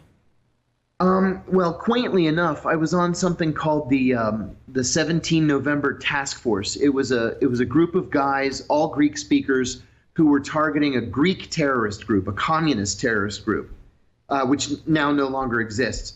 But by the end of the day on September 11th, almost everybody in the CIA was working on Al-Qaeda. Right, and you covered mostly Afghanistan? Well, I kept volunteering to go to Afghanistan, over and over and over. I'm volunteering, and they're not taking me. And finally, I go into the deputy director of the Counterterrorism Center's office. He was an old friend of mine. And I was like, look, if you don't send me to Afghanistan right now, I am walking straight to Exxon with my Arabic, and I'm not looking back. And he's like, all right, I'll take it easy, take it easy. So he says, can you go to Pakistan? I said, yes, when? He says, tomorrow. I said, done. What do you want me to do there? He said, I want you to be chief of counterterrorism operations. So the very next morning, I was on a flight to Pakistan. Okay, so so you're first of all, the chief of counterterrorism. I imagine in Pakistan, that's a huge element of, what they do in that station. So relative to the station chief, Yes. are you basically the number 2 there? Or are you No. Yeah, I was the number 3. Okay. And so in this institution, once like I'm sure the culture of the CIA starts to change pretty rapidly. At what point do they start rolling out these new ideas about torture, these techniques? Like, at what point does it hit your desk? Well, it took a while, actually. We were so obsessed with the idea of killing Osama bin Laden that it took a couple of months before somebody at headquarters finally said, so what do we do if we catch one of these guys? Like, there was no plan. We didn't really know what we were going to do once we started catching them. While we were looking for them, just before you into that, from like November of 2001 onward, those of us in the field didn't know that at headquarters they were coming up with this plan. Like, none of us had ever heard of Mitchell and Jessen. We had never heard of and just to tell the audience, techniques. Mitchell and Jessen were psychologists. Correct. Who were crafting this interrogation policy based on, among other things, their understanding of what was taboo in Arab culture, and they came up with these methods. Now, just before you go on further, to eliminate the history of the CIA and your experience before this, like just your overall training when you entered the director of operations. Were you trained extensively in interrogation, or was that really not something that came up that often? That's a great question. The answer is a resounding no. Okay. We were always told in training that we didn't interrogate people. The FBI interrogated people. Our job was to catch bad guys and turn them over to the FBI. So no, nobody was trained in interrogation. We were just winging it while we were out there. So just to be clear, even let's just say in 1995, you're in Pakistan, CIA. And you guys capture a guy, you would even in a foreign country turn them over to the FBI? That was the kind of protocol? Yeah, because, to tell you the truth, 9/11 was still an open criminal investigation. So our job was just to catch as many bad guys as we could and just turn them over to the FBI. And the FBI had an enormous contingent of people out there. Right. So basically, you're in Pakistan. Walk us through, like, when did you said like you were one of the few guys to refuse to be trained in this, and I imagine did that happen before there was a pressing issue? Like, was there? No, it was. I got home from Pakistan at the end of May 2002, and I was in the cafeteria one day just getting lunch, and this senior officer from the Counterterrorism Center stopped me, and he said, "Hey, I'm glad I ran into you. Do you want to be trained in the use of enhanced interrogation techniques?" Well, I had never heard that term before. So I said, well, what do you mean by that? And he said, got very excited. And he said, we're going to start getting rough with these guys. And I said, well, what's that mean? So then he describes to me these 10 techniques that they were going to start using. And I said, oh, man, that sounds like a torture program. But you know what? Let me think about it for an hour. So I went up to and we're talking about 10 techniques. We're talking about waterboarding, extreme heat, stress positions, isolation, sleep deprivation, walling, things like that. And when is this, like 2002 about? Yeah, this is May of 2002. Okay. Correct. So I went up to consult the senior officer, and he's like, look, first of all, let's call it what it is. It's a torture program. They can use whatever euphemism they want, but this is a torture program. And secondly, he said, torture is a slippery slope. And you know how some of these guys are. Somebody's going to go overboard, and they're going to kill a prisoner. And when that happens, there's going to be a congressional investigation. Then there's going to be a Justice Department investigation. And somebody's going to go to prison. Do you want to go to prison? Yeah. And I said, no, I don't want to go to prison. But that happened several times, and there was no congressional investigation, and there was no Justice Department investigation. And Obama said, we're going to look forward, and he didn't even establish even a ceremonial commission to look into any of this. Nothing. And that was something that was very distressing to me. I understand looking forward. I really do, because if you're a CIA officer and you're told that the Justice Department has approved these techniques, okay, then you carry out these techniques. I get it. You shouldn't be prosecuted. But nobody was given permission to murder people during interrogations or to freeze them to death or to waterboard them to death.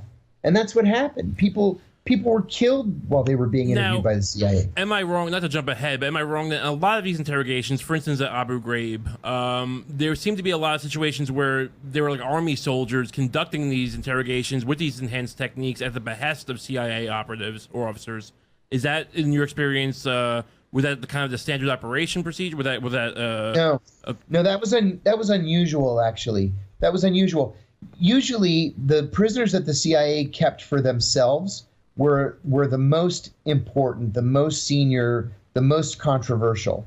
So if it was just some grunt who got scooped up on the battlefield, we would generally just turn those people over to the military. And then, like you say, you ended up with an Abu Ghraib scenario where people are just torturing for the fun of torturing. Right. Right. It's sadistic. Now, when Abu Zubaydah was captured, was the idea that he would immediately be interrogated using these techniques?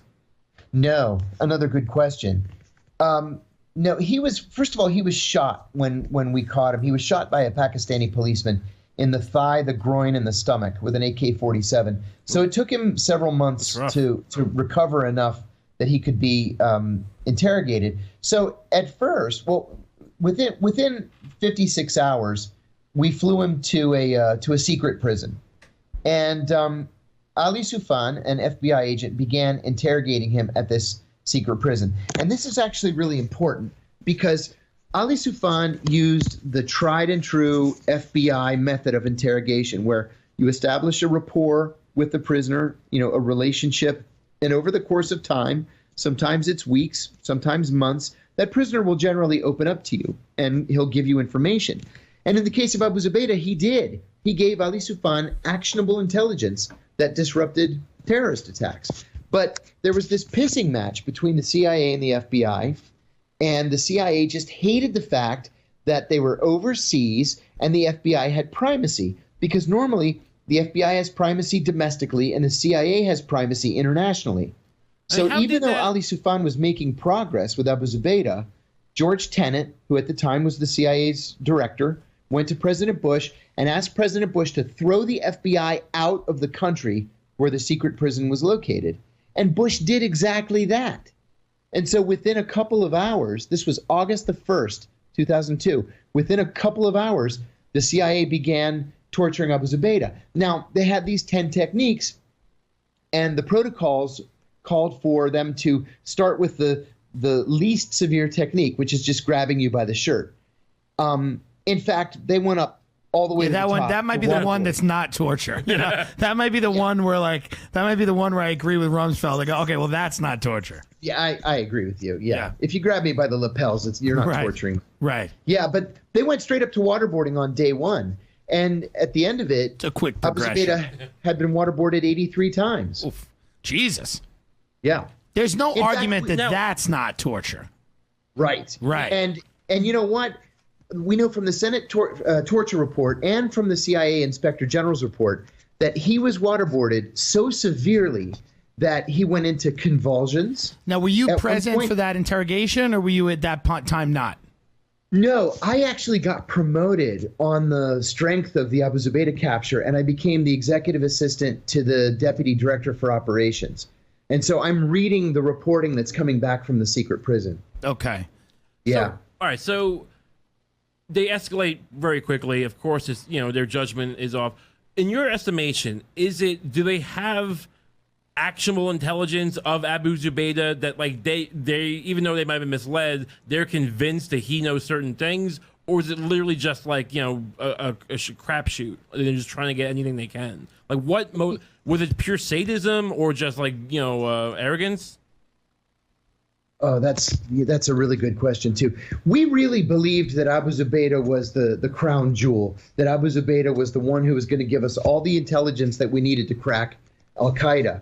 In fact, there were two Abu Zubaydahs. There was another one named Maher Abu Zubaydah, who was living in Montana and who had provided material support for Al-Qaeda. By the time the FBI and the CIA realized that there's a second Abu Zubaydah, he was gone. And he had run off to Jordan, and we couldn't get him.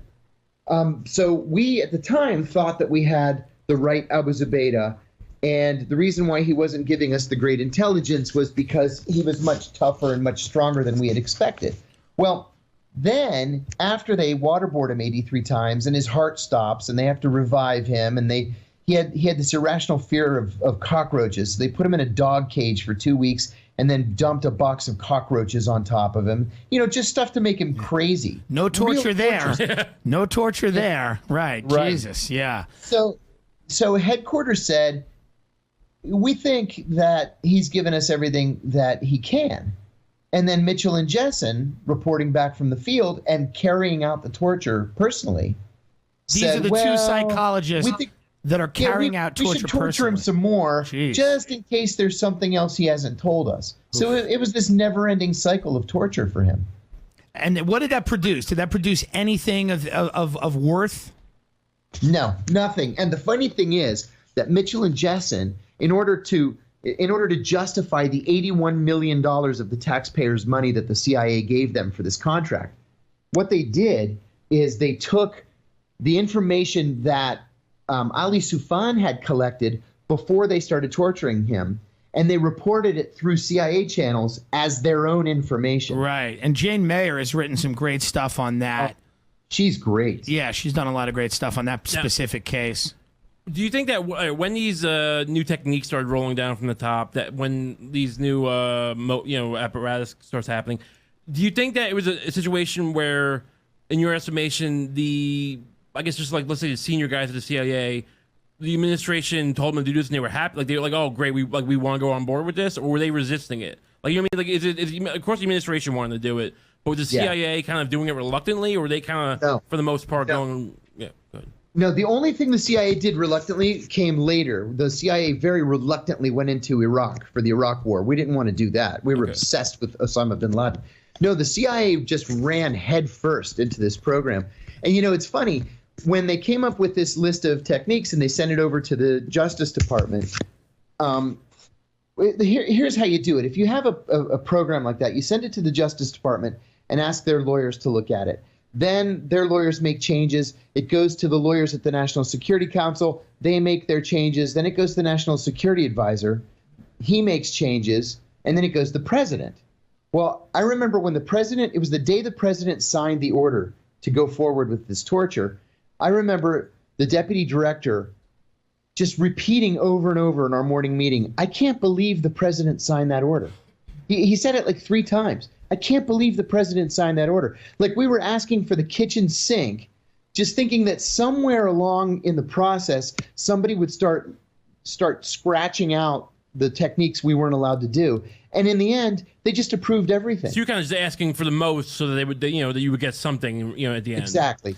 And so let's just for a second also, there's a career CIA intelligence officer, I'm sure you know, I'm not going to say her name. She was profiled in Zero Dark 30. She was very instrumental in the interrogation program.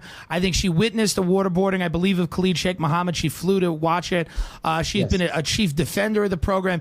She was actually worked at Alex Station, the bin Laden unit, and was instrumental in a major intelligence failure, which was not sharing the information that two terrorists, Al-Midar and Al-Hazmi, were in the country, and she didn't share that with the FBI. And so do you think was this driven by guilt? Was she like, I screwed up, I could have potentially prevented this terrorist attack, now we have to do everything? Now that's giving her kind of the benefit of the doubt. Or, to be honest, at that level, are we dealing with people who have the qualities of a sociopath, or of somebody who isn't necessary? I mean, how are we looking at her? For the most part, the people who are in positions of leadership in the Counterterrorism Center felt so guilty about September 11th. It felt so awful that we had let the American people down. We lost 3,000 Americans that day because we couldn't do our jobs. So there was this feeling of guilt. But relative to her in particular, I know her well. I actually worked for her. My own personal opinion was I always thought that she was a sociopath. Right. And the way she took pleasure. Now, she had no business whatsoever flying out to this secret location to just sit and watch the torture of Khalid Sheikh Mohammed. It's a vacation. Right. Yeah. She did it because she enjoyed it. Yeah, that's a problem. That was a problem. Yeah. I always believed she had a mental illness. But she was promoted. So after that intelligence failure, she's remote. She's promoted. She's in the Situation Room when they're capturing bin Laden. She's standing there with Obama, with Hillary, with everybody. is one of the rules of getting promoted in the CIA that simply you just shut your mouth and you're a team player, you're kind of a company man? It's kind of like any other institution. Or does she bring, absolutely. or in fairness, does she bring a lot of experience and intelligence, and is she, very good at her job? Well, she repeatedly failed over the years. Sure, she knew a lot about Al Qaeda because she had been working in Alex Station for a long time. So as far as institutional memory went, yes, she was a wealth of information. But she was an analyst. She had never worked in operations. She had never done an operational tour overseas. She had never recruited a foreign asset. She had no business running an operational division. It's just that, she was very good at ingratiating herself with people more important than she. And so they kept her around. I always believed that to be a grave error. And I'll tell you another thing, too. There was this clique in the counterterrorism center of women at the branch chief level. They would vacation together. They would have lunch together every day. They would socialize together. It's like the show Girls, but the CIA. It's the Real Housewives of the CIA. Like a hen house. Exactly. Right. Real Housewives of the CIA. And one of them was sent to Khost, Afghanistan, to be the chief of base. She should never have been the chief of base. She had no operational training. She had no security training. She had no weapons training. And they said, oh, go be the chief of base because that's the only way you can get promoted again. Well, she goes to be chief of base. They get a volunteer who claims he knows where bin Laden is. They let the guy onto the compound without frisking him, without putting him through a metal detector. And he blows himself up and kills a half a dozen CIA officers, including her. Right. Jeez. And that was on her female colleagues' shoulders. So this radicalizes her to an extent if she wasn't radicalized already. Oh, yeah. Oh, yeah. The other, right. So now this woman is profiled in Zero Dark 30, and now you've consulted for some Hollywood films, I think, as well. How often is the CIA doing that? How often is the CIA sculpting what we watch at the box office? Oh, far more frequently than most people realize. Well, the CIA's Office of Public Affairs has established a smaller office within public affairs whose job it is solely to deal with Hollywood studios, just like J. Edgar Hoover did with the FBI from the 1950s onward, to sort of craft that vision of the FBI agent as the perfect law enforcement officer. The CIA is doing the same thing in movies. How do you think Argo got made, for example? Right. Or Zero Dark 30? I remember sitting at my desk one time, and I had a view of the hallway, and I just happened to glance up, and Ben Affleck walks past the door. And I said to this woman in the office, I said, was that Ben Affleck that just walked past the door? She said, yeah. I said, without a security escort? And she said, yeah. I said, what have we come to? He's a method actor. Said, yeah. We've sold out to Hollywood. Right. So, all right. So we were touching before. Basically, a lot of this stems like emotionally from these people. Whether maybe they're sociopaths, but a lot of them were motivated by what happened on 9/11. Yes. I feel like I imagine regardless of they were torturing or not, most of you guys in the agency were deeply not just affected, but motivated on some level by that. At any point, you personally, and your experience, your colleagues, at any point, and not to go down any kind of weird rabbit hole about conspiracies or anything, but was there any sentiment, because that's your job, kind of, you're intelligence officers, was there any kind of critical questioning going on about the events of 9/11, if you know what I mean, like kind of beyond the kind of more the standard narrative?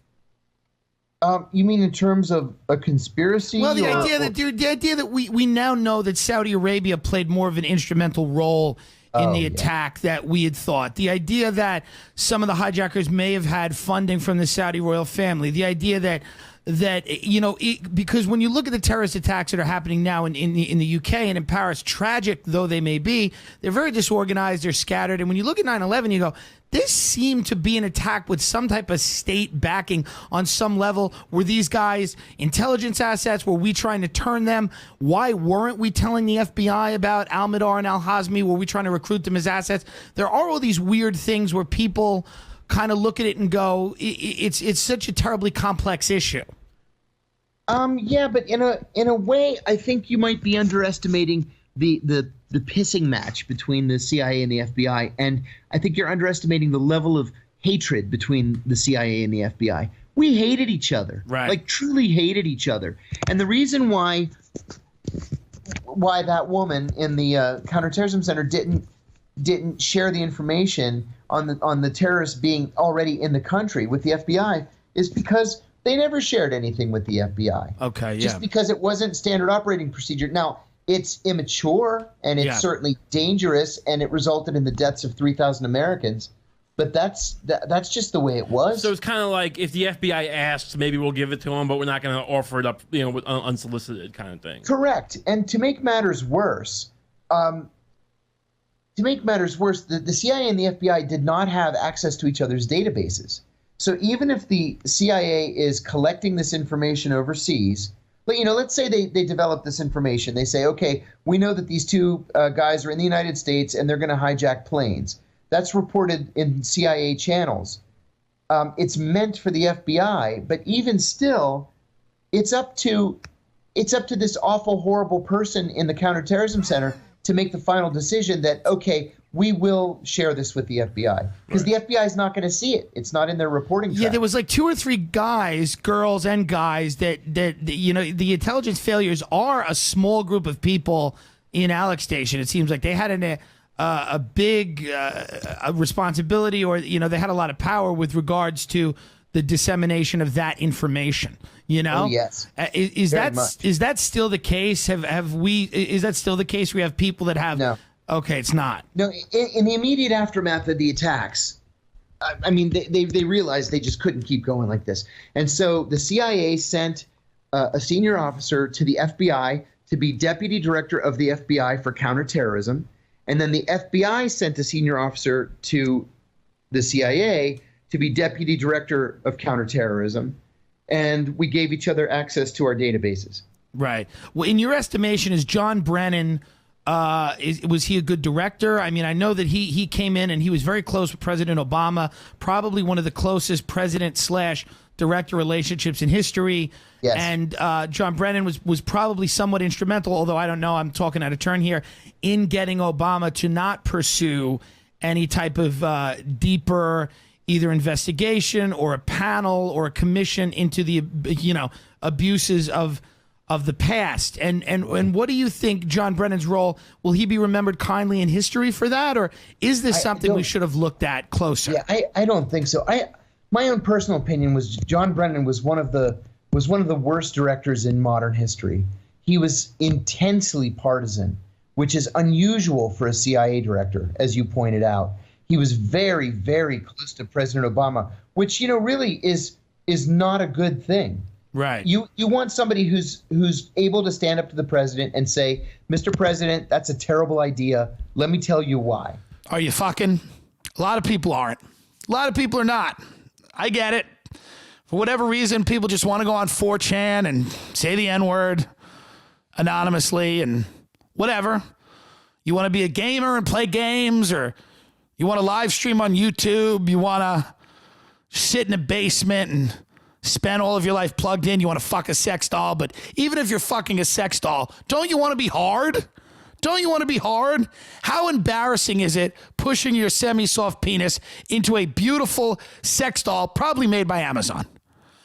Here's what you can do, folks. You can go to BlueChew.com, because Blue Chew is a thing that works. It has all the active ingredients as Viagra and Cialis, but it's a chewable, so it works faster, up to twice as fast. You can take it on a full or an empty stomach. It is cheaper than Viagra or Cialis. It takes only a few minutes to fill out a form online. There's no doctor visit, no awkward conversations. You don't have to be in the pharmacy bumping into people people that are more successful than you, better looking. They have a better marriage because their dick works. None of that stuff. It ships in very discreet packaging to your house. Your mother doesn't have to find it, who you probably live with, or somebody else you're embarrassed about seeing what's going on. You could basically rest assured that they handle everything with discretion. Okay? Blue Chew is a great product. So many people confide in me that they use it and they really enjoy it. Chewables are prescribed online by a doctor. They're made in the USA. Okay? They're not outsourcing. They're made right in the USA, and it gives you the confidence in bed every time. Chew it and do it, folks. Here's a great deal. If you visit BlueChew.com, you get your first order free. If you use promo code TD, means you just pay $5 for shipping. I'm going to say that again because it's striking. $5 shipping and you get a free fucking order of Blue Chew. You have nothing to lose. If it works, keep ordering it. If it doesn't work, figure something else out, okay? But I'll tell you right now, there's nothing to lose. You want to be confident in bed. You want to fuck. You want to end up with a good partner. This is what you should do. You should go to BlueChew.com, use promo code TD, get your first batch free. Takes a few minutes. You fill out a form. They ship it to your house. Few days, easy. Nobody knows. You don't have to tell anybody. You don't have to advertise it. You don't have to fucking shout it from the rooftops. It's very discreet, and it's very easy to get that dick working again. Very, very easy, okay? You don't have to sleep with people you're attracted to. You probably can't. So the reality is, start using a pill that helps you perform, whether your partner is attractive or not, whether your partner is alive or not, whether your partner is into you or not. Of course, everything being consensual. But listen, sex should be fun. It should be productive. It should be enjoyable. And a lot of the pressure is on guys to perform. That's just a fact. It's in our culture. And a lot of guys suffer from anxiety because they don't know if they're going to perform. So if this is a problem for you, if you're getting older, you're a partier, you're fat, you don't feel good, go to BlueChew.com, folks. Dick pills are great. I have friends that take Viagra because they're sex addicts and their dicks don't work anymore because they fucked everything in the world trying to find happiness. They haven't, but they've had a lot of fun. BlueChew.com, promo code TD, first order free. Let's do it. Post Allen Dulles, who is your model of the optimal CIA director? It's a good question. Who's the optimal CIA director? Well, the best, the best whoever got the best closest to it, you know? You know, I think probably Judge Webster. Webster had been a federal judge, and he was director of the FBI and director of the CIA. And, you know, he was also Mr. Clean. Right. He was Mr. Clean. Everybody trusted him, and he really could stand up to presidents. Right. And so when Obama comes in office, do you think that Barack Obama is kind of persuaded by John Brennan and people, the agency, to, you know, basically like stop this line of inquiry, to not close Guantanamo Bay? How does all this happen? Because I know that Obama campaigned on the idea that he was going to close Guantanamo Bay and then reversed. So and just, you know, talking about what's going on now, you've said before in interviews that the CIA felt like they had a friend in Barack Obama. They certainly don't feel like they have one in Donald Trump. And we've kind of, right. So talk a little bit about the difference there. Well, one of the things that the CIA loves is an inexperienced president. And the reason they love an inexperienced president is that they can go to this new president, or president-elect, really, and they can say, Mr. President-elect, we want to bring you in on our most closely held secrets. We are going to show you our blue border material, right? 5 or 6 levels above top secret, or black border information. We're going to tell you about our most sensitive sources around the world and the governments we have penetrated. Well, that's really cool, sexy stuff. And then, you know, when he starts reading this information, they know they've hooked him. They've sucked him in. And that's exactly what they did with Barack Obama. He never questioned the CIA. He never expressed a desire for any oversight of the CIA. And another thing was John Brennan. You know, everybody believed in 2008 that Hillary Clinton was going to be president. And so everybody went to the Hillary campaign in 2008 except for John Brennan. Wow. Brennan was the only one who joined the Obama campaign. And then sure enough, Obama wins. Well, if you recall, Brennan was supposed to be the CIA director in the first term, but progressive groups were up in arms because Brennan had been the CIA's executive director under George W. Bush, and Brennan was also instrumental in implementing the torture program. So you can't be a liberal and be one of the fathers of the torture program. And so it delayed his elevation to CIA director for 4 years. And Leon Panetta and David Petraeus ended up filling the gap. Now we talk about so they're seducing the president with all these, these sexy details. Do you think that basically, in general, the information that the CIA gives the president, do you think that they tend to create, not just when they first, get the hooks in them, but in general, more of a sense of fear than it actually should exist based on the world? Oh, yeah. Listen, they've got this thing called the threat matrix that they give the president every morning. I was there at the creation of the threat matrix, and it was one of the biggest bullshit documents I've ever seen.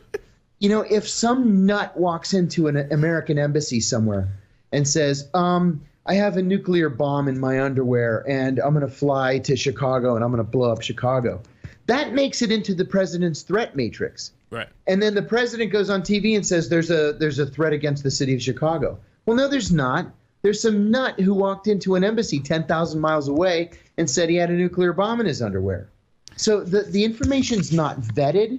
It's not analyzed. It's just thrown into this matrix and sent to the White House every day. And all it does is it keeps this level of fear elevated and then causes the president to go to Capitol Hill and say, we need more and more money for counterterrorism. Now, do you think a lot of that is because we have large companies, DynCorp, Blackwater, I mean, whatever military contractors, where there needs to be, we need to have this kind of perpetual march to war? Is that part of what informs the CIA's decision to develop something like a threat matrix, because they feel the pressure from outside corporate sources to continue to kind of drum up this fear? Is that something that you would agree with? I do agree with that. I've come to the personal conclusion that, we've entered into a full-time, a permanent war-based economy. And we've convinced ourselves that we need to be at war to allow the economy to continue growing. That's why Washington, D.C. now has the most millionaires per capita in America. It's because everybody's gotten rich on this war on terror and the Iraq and Afghanistan wars subsequently. So yeah, I think that's what it is. And again, I'm gonna point to J. Edgar Hoover. He was the master of increasing budgets, even after major FBI failures. Well, the CIA does the same thing. They'll just go to Congress year after year after year, talk about these existential threats all over the world, and get huge increases in their budgets. They're quite good at it.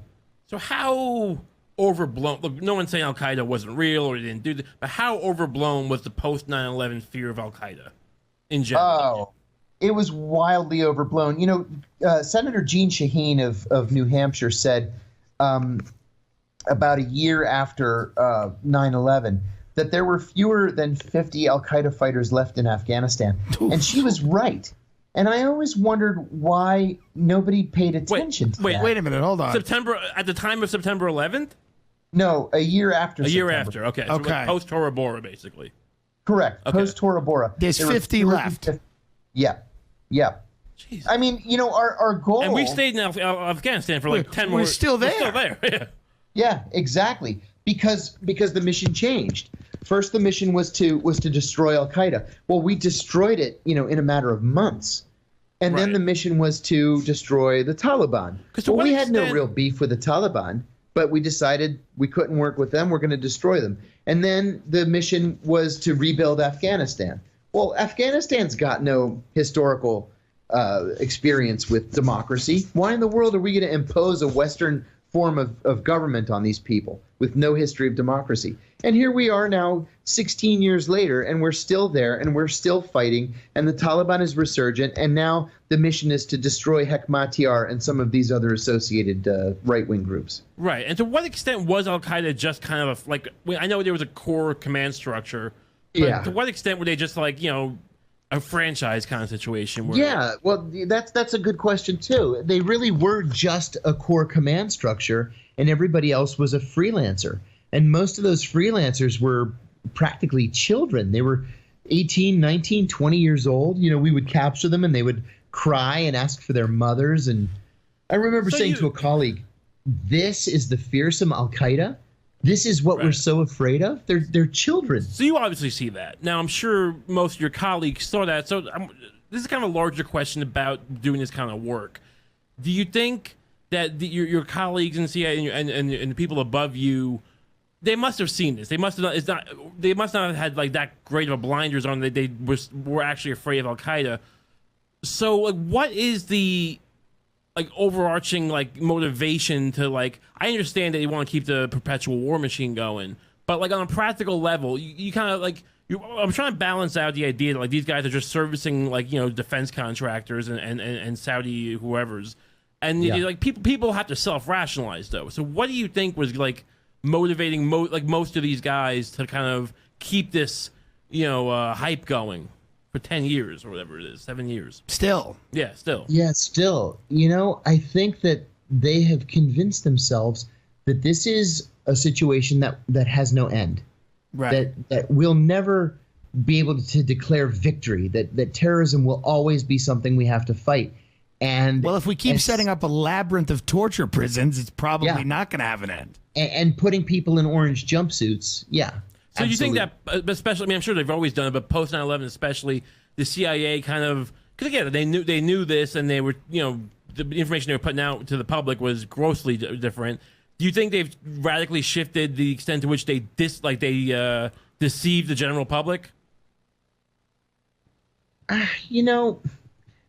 Part of me wants to be cynical that way, and then part of me thinks that these guys really believe their own propaganda. Right, they're true believers. I mean, a lot of these guys are ideologues. I mean, that lady that we spoke about, her husband's is certainly an ideologue. Right. He's on every. That guy will go on everything. And they're very, when they're out there and they're talking, you really do get the feeling that they believe that we're in a clash of civilizations. But John Brennan, even though he was, he shaped the foreign policy of this country maybe more than any other CIA director with the drone war that has now been somewhat normalized. He does seem like someone who, when I hear him speak, he doesn't seem like a radical. Am I wrong there? No, I think you're right. He's probably not a radical, but he's very much a Washington power player. That's what he seems like, right? Yeah, very much. Now so. These guys they're convinced that Russia meddled in our presidential election, but we haven't really seen any hardcore evidence. Would you be? Oh man, you think I say that all the time. I say that all the time. Listen, I have no love of the Russians either. Right. But if you're going to make an accusation like this, you got to lay out the evidence. Why do they hate Trump so much? Why does the CIA hate Trump so much?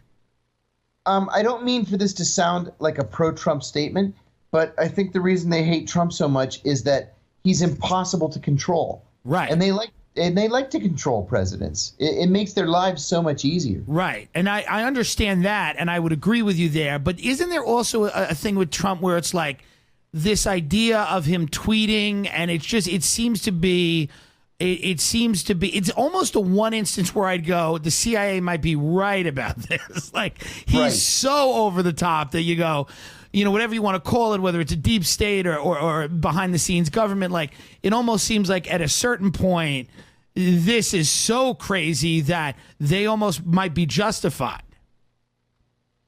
Yeah, I wrote a column recently in which I talked about this issue of Trump and the Russians, and I said, it's possible to have a scenario where there just simply is no good guy. I don't like or trust the CIA, I don't like or trust the Russians, and I don't like or trust Donald Trump. But I think your conclusion is probably correct. I think that's the situation we find ourselves in. Trump is out of control. He's tweeting constantly. He's making wild accusations. He doesn't trust the CIA. He says fired so publicly. The FBI director. Right, exactly. And he's not shaped by normal, like the way normal presidents would be shaped, swayed by the rational arguments of like the CFR, for instance. Or these type of analysis that like there's you can't make an appeal to his intellectual No, you're right. In that vein, to what extent do you think organizations like the CFR or the Trilateral Commission, these like institutions that basically, they write these academic papers that seem to reflect a lot of the same sentiments that the CIA would like to have happen. How active do you think is that nexus? Are they an official wing of the intelligence organization? Or they but they are of the American diplomatic community. My wife is a life member of CFR, and I'm not a member, but I've attended many CFR events. Frankly, CFR is a bunch of well-meaning, highly educated, very wealthy, mostly business people who wish they were involved in foreign policy. And so they underwrite the Council on Foreign Relations fellows and analysts.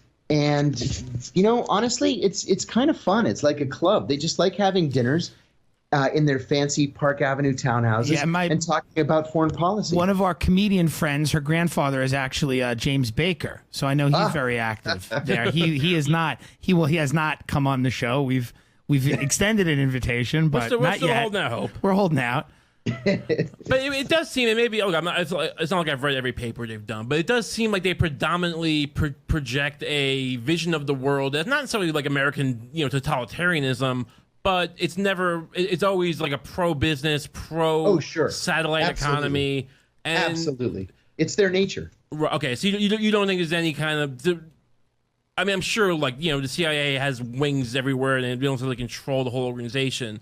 But you don't think that overall that there's a direct kind of, deep nexus between those people and, those...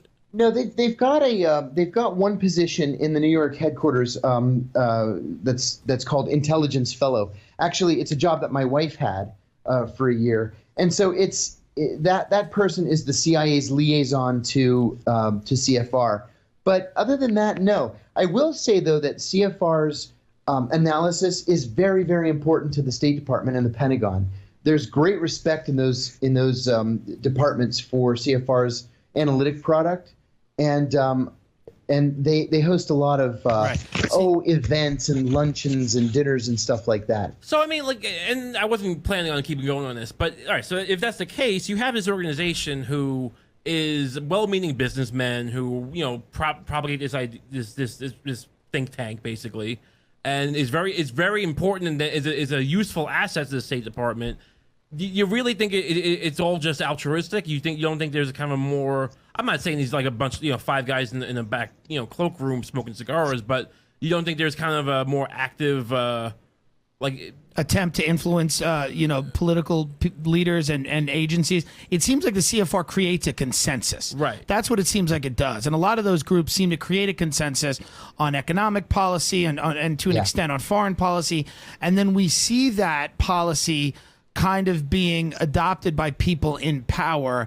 And I almost wonder, we're just curious as to what's the trajectory? How does that happen? Is it just that everyone's at the same clubs and hanging out at the same places, their kids go to the same schools, and it's kind of easy to just, everybody feels a similar way?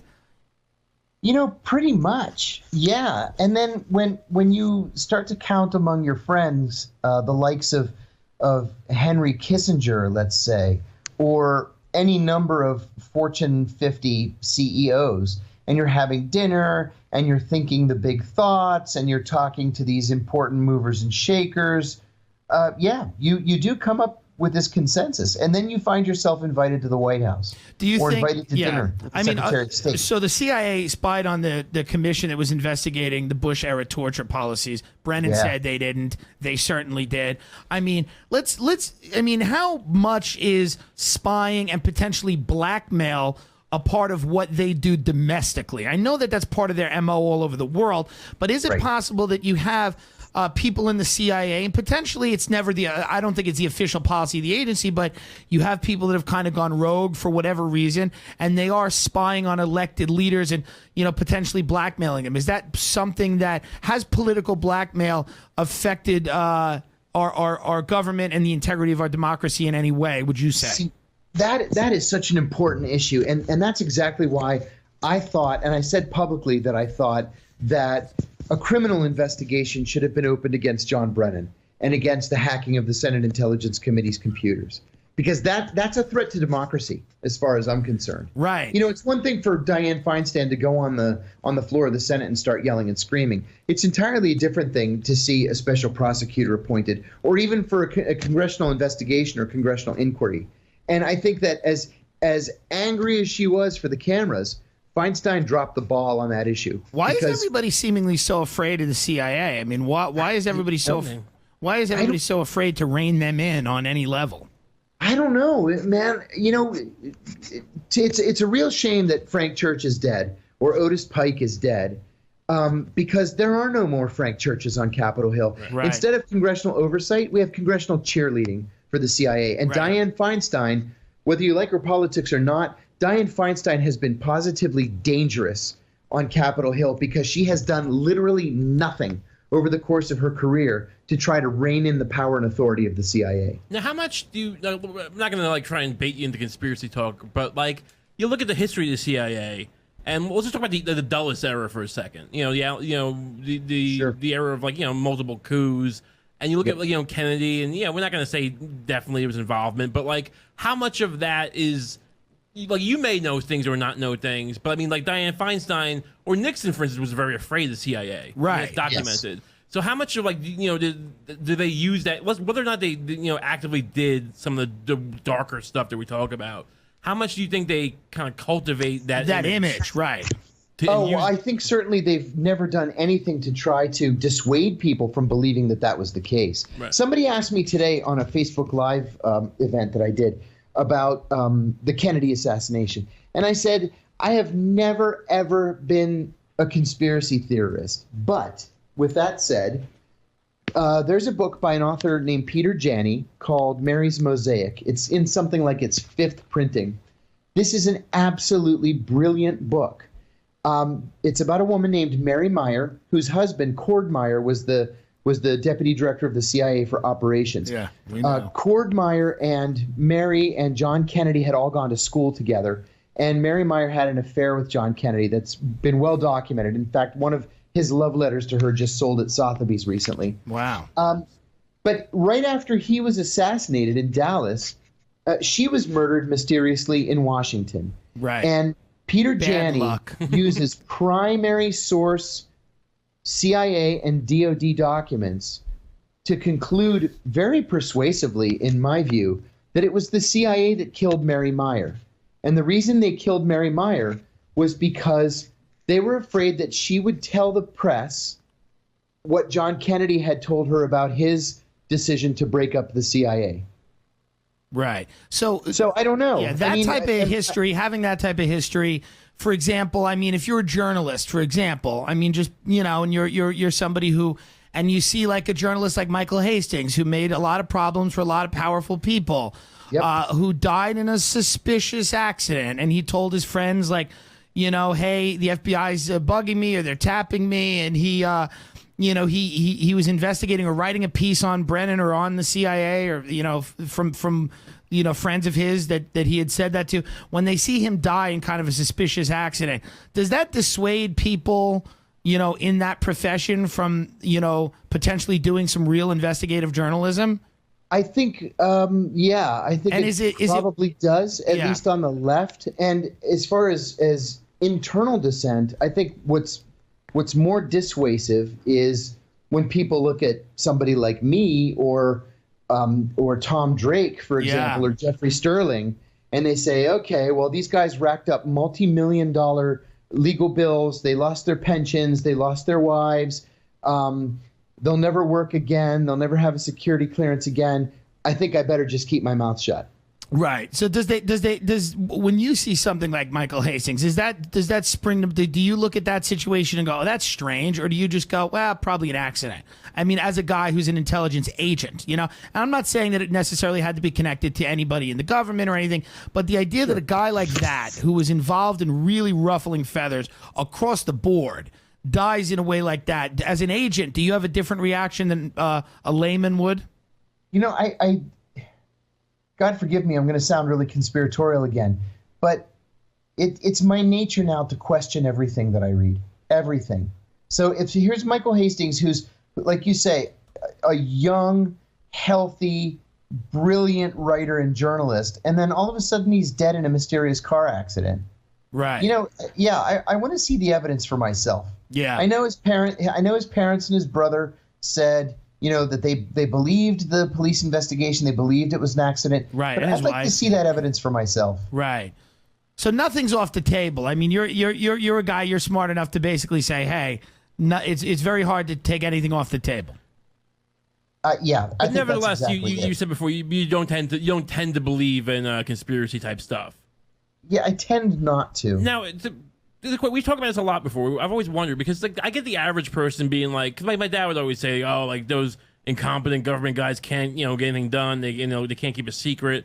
But you're a guy like you worked in that organization, and and now we all know, like for instance, that the coup in Iran, no one knew about that for 30, 40 years afterwards. That's right. And, that's right. It wasn't until after Kermit Roosevelt's death that became public.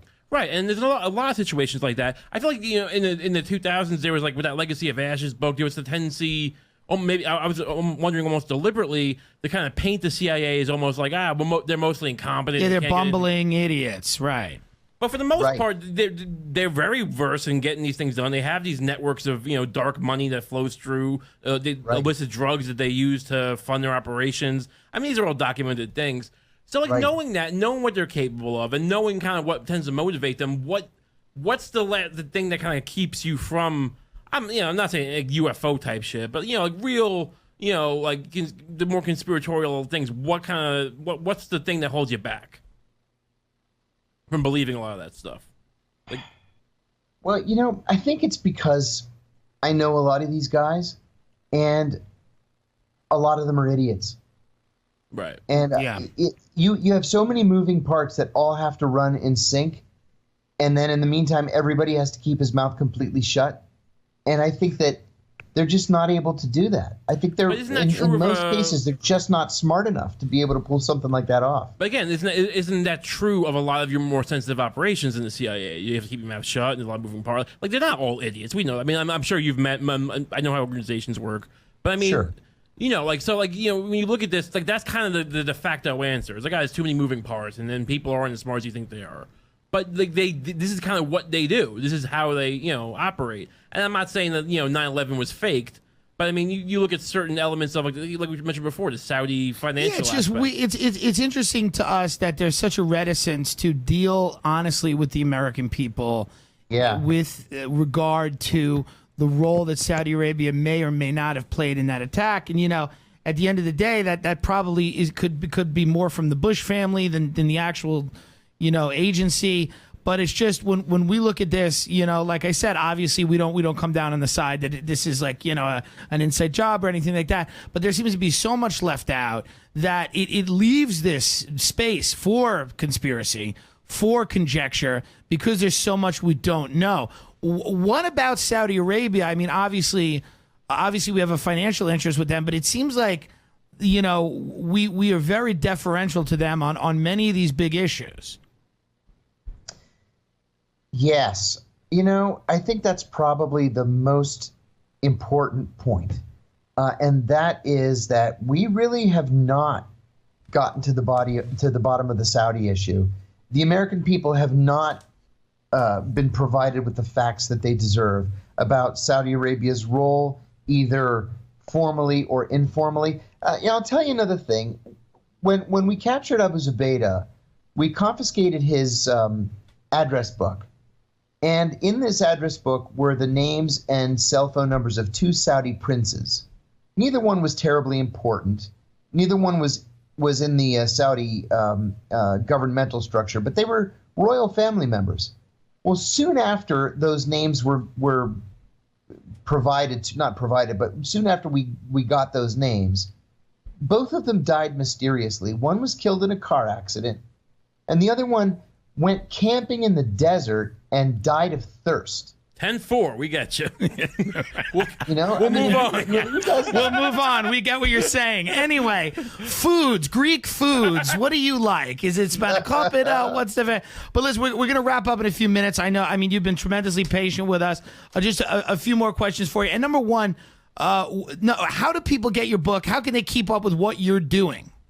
Thank you. I've got a mailing list at johnkiriakou.com. That's John, John. Kiriakou's KIRIAKOU.com. It looks a little dated. It is dated from last year. I'm going to update it this week. The latest book is Doing Time Like a Spy, How the CIA Taught Me to Survive and Thrive in Prison. And I'll let you in on a little secret. It's way cheaper to buy it on Amazon. Right. Let me just ask you another question. There's some crazy conspiracy floating around online that like John Brennan converted to Islam. Yeah, I get that all the time. Right. John Brennan is a very devout Catholic. Okay. He's always been a devout Catholic. Right. He's okay. Not a Muslim. Now, going on with the torture thing, one thing, what's been published is horrendous. What's the mainstream understanding of like Abu Ghraib, for instance, and the extended torture program is horrendous. But guys like Seymour Hersh, for example, at one point talked about he had sources which really escalated it, where he implied that basically U.S. troops or maybe CIA, somebody or maybe Iraqi officers were like sexually abusing children in front of their mothers on camera. This is something that the Telegraph reported, Seymour Hersh has reported. I mean, not that you know any specifics about that, but how much worse did it get than things that we even know? Oh, look at it this way. All that we know is from a heavily redacted executive summary of a 5,000-page report. So we really know almost nothing. I'll tell you, I was involved in I'm not even going to call it an interrogation, but an interview of a 14-year-old Pakistani boy, right? I happened to be sitting in the room as the Pakistanis were interrogating this boy. And I actually had to physically stop a Pakistani officer from beating this kid. Now, Right. God knows what he would have done if I hadn't even been in the room. But I had to pull him aside, and I'm like, what are you doing? He's a child. You can't beat children like that. Right. So, just as a rule of thumb for me, if the CIA says one thing and Cy Hersh says the opposite thing, I'm with Cy Hersh. In that vein of thinking, are you familiar with his Bin Laden raid article where he suggests that everything we know about the Bin Laden raid is wrong and that Pakistan was holding him and we were waiting for, I think it was a time for something where there was a lot more coordination and it wasn't this random happenstance thing. And it wasn't, more importantly, it wasn't the courier being interrogated. It wasn't being. Yeah, it's not the 0 Dark 30 nonsense of like, this is how we got. I mean, what side of that do you fall on? Well, I was struck when that article was published. I was struck by how every former senior CIA officer out there lined up to condemn it, and I don't know. It just thought that.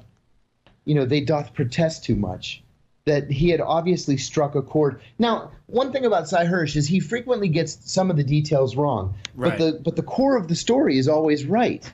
And I think that he was onto something, and the reason why they were so upset was because indeed he was onto something. And you're a guy in your job, you were incredibly versed in Muslim practices, and you knew these people. It always seemed to me that I get on the very, very surface, we want to throw him at sea because of some kind of, religious thing. But it seemed like the most convenient bullshit thing ever. What's your take on that? Like the idea of just throwing his body in the water? I thought it was probably true because they're idiots and they didn't give any thought to actually offering up proof to the American people that they had done this. I think that they probably thought they were doing the right thing. And in fact, they blew it and they gave life to a conspiracy theory that will outlive all of us. Right, and that seems to make sense. And just kind of in closing, when you talk about Abu Zubaydah and you say you have Saudi princes that are somewhat low level and they're dying mysteriously, what interest would the Saudi government potentially have in an attack like 9/11 happening? What interest is there? Is the idea that they potentially... Is it that they don't like Iran? Is that there's sort of this alliance between Saudi Arabia and Israel that people kind of don't talk about that may or may not be a thing? People have talked about that. Am I totally wrong on that, John? No, you're not wrong at all. In fact, something very interesting happened about a year ago where Saudi ground radar just shut off for 2 hours, right? Just mysteriously just shut off for 2 hours. And Israeli jets crossed Saudi Arabia, got to the United Arab Emirates, and then returned to Saudi Arabia. So why would that happen? I think it was probably a dry run. The Israelis wanted to do an exercise to see how quickly they could get to Iran and back, and the Saudis were playing their role in this little exercise, and they shut off their ground-based radar.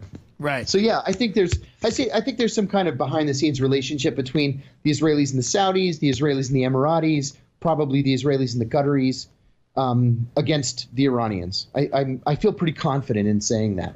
How much of what we view in the world is like what we understand as geopolitics, like the idea of Syria and the way people understand it? as opposed to the counter theories that basically that there's pipelines at play, and that that we have certain oil interests and they have certain rare earth mineral or natural gas interests, and then those things are how much do you think that is the real motivating the current the past decade of the Middle East? I never really bought into the pipeline argument, only because fracking has been so successful, and we really don't need oil like we used to. We've got plenty of oil on our own, and we're transitioning to cleaner fuels anyway. So I never really bought into the pipeline thing. The rare minerals issue, I think, is something that we ought to pay far closer attention to, because they're used in everything. Right. Everything from car bumpers to nuclear missiles. And we don't have any, cobalt, at least like that. or we have almost none. And this is is it true that because some people have posited that one of the main motivations of going into Afghanistan was that they're incredibly abundant with these rare earth minerals. Yeah, but it wasn't until after 2002 that we actually realized just how much they have. Okay. Right. I wouldn't be surprised if one of our motivations for trying to build and prop up this government is to create a stable environment that would allow us to go in and mine those minerals. Okay, sure. I think that makes more sense. Right. Now, just one closing question before you leave. And again, we've been very grateful that you came on. Do you guys, you all seem to live in Virginia. Do you guys hang out? Do you see each other at the Whole Foods? Do you see that lady we talked about at Whole Foods? And is there ever any type of, do you ever bump into each other? Is it ever? Oh, constantly. Oh my God. Is that true? Oh my God. And it's at the Whole Foods and it's at restaurants. And I ran into this horrible woman in Barnes and Noble the other day, and I said hello to her. And she said, "I don't talk to traitors." And that's amazing. I saw Colin Powell pumping his own gas at an Exxon station the other day. Oh, geez. So yeah, it's kind of like Hollywood. I'm in LA right now, and my brother lives in Studio City, and he lives next door to Gerald McRaney and Delta Burke. And down the street is Oral Hershiser and John Cryer and Ed Begley Jr. Right. And it's the same thing in Washington. And we all have to live somewhere. And most of us live in Virginia. That's so funny, man. So that's so interesting. You guys bump into each other, and I mean, man, if I was in a Barnes and Noble walking around and I see you and that lady in a Barnes and Noble, I would just be like, something's about to go down in this Barnes and Noble. Let me get out of here. I was in a used bookstore a couple of weeks ago in DuPont Circle in Washington, and John McLaughlin walked in, and John was the deputy director and then acting director of the CIA. And John and I go way back, but I looked at him and he looked at me and he smiled and said, "Hello, John." And I said, "Hello, John. How are you?" And I thought, wow, I can't believe he even spoke to me. Are there really deep cover people that you just never know? Is that true when they talk about people getting, their fingerprints wiped and they're kind of out of the system? Is that is that so? That is true. Yes. But that's none of you guys. But there are people who just, they're like, you will never, you're out. You had no social security number, something happened. You disappeared. Yeah, or everything that you do have is fake. So even though I work for the CIA and you work for the CIA, I have no idea who you are. I have no idea that you're an employee. All I know is, you're a museum curator or you're an insurance salesman or whatever it is your job is. That's deep cover. That's the deepest level of cover. And I guess there's only certain people that are right for that. Yeah, you gotta be a special head case to be able to live that kind of deep cover your whole life. Will that woman ever come out to the press and talk about her experiences, or is that not part of her thing? I doubt it. She's still inside. I can't imagine she would ever go public. But I'll tell you, I heard recently from a German because I mean, her husband's on every single show on the internet. He's on every single. I mean, a guy starts a podcast with 9 listeners. That guy is on it. Yeah, it's true. It's true. Right. It's like he can't help himself. So what did you hear? You said you heard the other day there's a possibility. There's a possibility that she may be charged with human rights crimes in Europe. Well, that's not shocking. I think the conventional wisdom is that once she retires, she can't ever travel outside the United States ever again. Yeah, I mean, she's got to stay low, I would imagine. Well, John, listen, thank you so much. I mean, this was great. You're a wealth of information. People should get your book. I hope you enjoyed it. I mean, I know that you're out there speaking. Drop me an email if you're ever in New York City. What's the name of the book again? What's the name of the book again? Oh, thanks. It's Doing Time Like a Spy. Doing Time Like a Spy. CIA taught me to survive and thrive in prison. Yeah, go out, get the book, go to johnkiriakou.com, get on the mailing list. And if you ever come to New York, please drop me an email. We'd love to come out and see you speak or anything. Oh, I'd love it. All right. I'd love it. Thanks, guys. Thanks so much. We appreciate it. Thanks, buddy. Bye-bye. All right. I mean, that guy, listen. Look, he's smart guy, earnest guy too. Earnest guy. I do. See, I love you get to the point with these people. They go, I don't know. What do you want me to tell you? You know what I mean? Like they all get there. Yeah. They all get to the point, which is fascinating. It's amazing. They get to the point not too much further than we do. Right. Where they go, I don't know. That's the thing. It's like when you talk about, I'm gonna go to keep hammering 9/11, but it's like. Even he brought it up, these guys are idiots, but we're just talking about how they aren't. And it's like, yeah, but I get it though, because you always think the people you work with are idiots. You always kind of, man, it is interesting. I think that might have been the best interview we've ever done. Yeah, I do think that's such a great episode of this show. Now I know people are gonna be like, but what? Where's the mozzarella sticks? You didn't talk about Amityville. I mean that's fair. What are your impressions just before we get out of here? Yeah, I wanted to kind of. I wanted to hate the guy, but I didn't. I wanted to hammer him. Yeah, but it's kind of good. Like honestly, he's bringing this up. Like he's talking about the tour. I guess we brought him on initially. We were talking so much about other stuff. Yeah, but the torture stuff. What do you think he's doing? You think he's like, these two fat fucks? Yeah, I mean, look. But he's good. Every time he's like, good question. Like, we're so easy to get in our good graces. Right. You know what I mean? He's like, good question, pig. And we're like, ooh, he's nice. Ooh, he talks purty. Like, it was real easy to get on our good side. It's interesting to see a guy who's like, not to say like this guy was like, running the CIA, but he was pretty high up. He was in there, yeah. Yeah, and basically... Yeah, he has to say, "Hey, I'm not a conspiracy theorist." There's not that much difference from what we're saying he's thinking. Yeah, he's like, "Hey, this is the way of the world." He probably doesn't go. Yeah, but he also didn't watch that 5-hour Pearl Harbor documentary that we did. Sir, have you ever seen the new Pearl Harbor? Have you ever?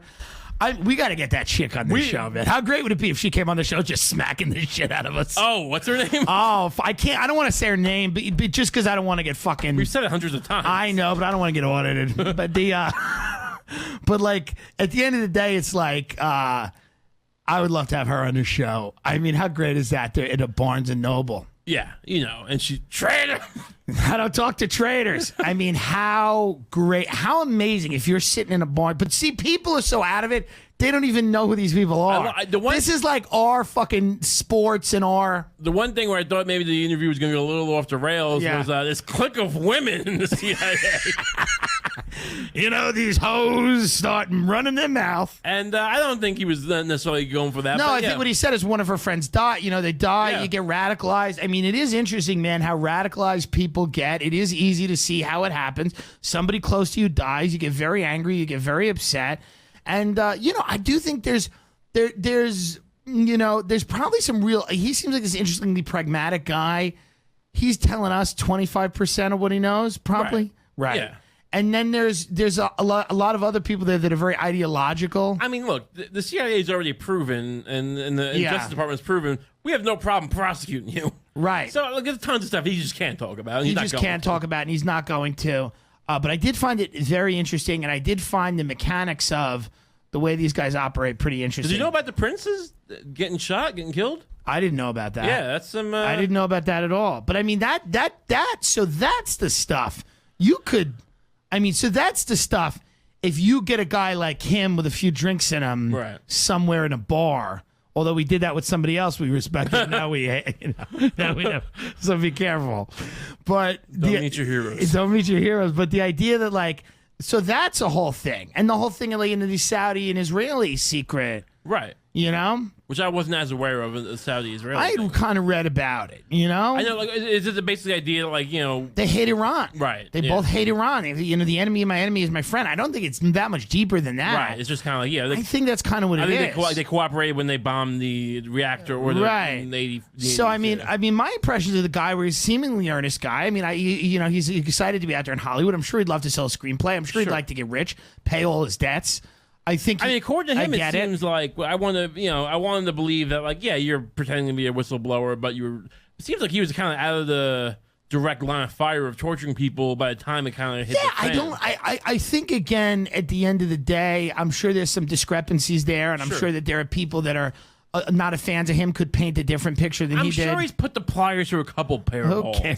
But I think at the end of the day, I think he's on the right side of history. Right. And I think that, just the inner dynamics of an agency that we've talked about a lot on the show, hearing about that and hearing the way that they, and again, it was interesting. Like you hear about 9/11, like there was a lot of cooperation. They fucking hated each other. Like that's that's a reality, right? Yeah. And that's a reality. And I have heard before, like it doesn't go deeper than just this weird institutional hatred. Yeah. And it's not a matter of that's why I'm very skeptical of we set up these new interfaces. It's like but are the people. Well, what's interesting, it's just so weird to do an interview like that and then now have to tell people to come see me at Mohegan Sun. Like, get your tickets now. But I got to do this, folks. We got to do some plugs. That's the way it is. I'm going to be at Zany's. I'm leaving tomorrow morning. I'm going to Zany's in Chicago. If this comes out Sunday, you've already missed the chance to see me. But you can see me if you're listening to it Sunday. If you're in Lansing, Michigan, I'll be at the Loft in Lansing, Michigan, and then I'm coming back. And I'll be out in the Hamptons at Stevens Talk House in Amagansett on July 26th. In August, Dead Crow Comedy in Wilmington, North Carolina, Mohegan Sun in Connecticut, September, the DC Improv. All of the dates, Tim Dillon. Oh, yeah, August, Tennessee somewhere, early August, I don't know. All of my dates are on timdilloncomedy.com. You can sign up to do the Crazy Bus Tour that I do in New York City or Los Angeles now. We're going to bring the bus tour out to LA. We're doing it sometime in the fall. We don't know. So sign up at the website and you'll be alerted to buy tickets 24 to 48 hours before they go on sale to the general public. And we don't hammer you. We literally send you one email. The email is the tickets are on sale now. I'm not doing enough to keep hammering you with emails. So don't worry about that. We email you once. The bus tour is a lot of fun. It's coming around again in New York. I don't know exactly when, but we're definitely also going to bring it out to LA. And once we figure all that out, we'll let you know email wise. Raymond. Guinea pig coming so soon. I mean, I know I've been pushing this for a long time now. Is it coming soon? As soon as possible. Okay. There are things in the works. I'm not going to tell you what I do behind the scenes. Nor should you. But there are things in the works. Web presence. It's going to be a big deal. It's not terrorism. All right. Don't start calling the FBI on me. Don't start calling the feds on Raymond. But it's going to be good. You're going to love it. We're in. It's happening. I'm excited. I'm excited about it. GasDigitalNetwork.com. Subscribe for all these shows. Rate, review us on iTunes. Please subscribe to the show. We are getting really cool guests on here. That's a fucking great interview. If you didn't enjoy that, I mean, what's wrong with you? You know what I mean? Go watch. Right. Go fucking watch. And then we're going to, this is how we fuck ourselves. We'll be like, go watch. And then we'll say like something that's tremendously successful. We're like, go watch those other millionaires and their bullshit with their 9 houses. And, you know what I mean? Go watch Wimbledon. Fuck them. I don't care. Did you watch Wimbledon? I didn't watch Wimbledon. That guy breaking down, crying? I know. We can't get into Wimbledon now. We're already at an hour 45. Really? Yeah, we can't do Wimbledon. Thanks, everybody. Goodbye. The CIA loves you.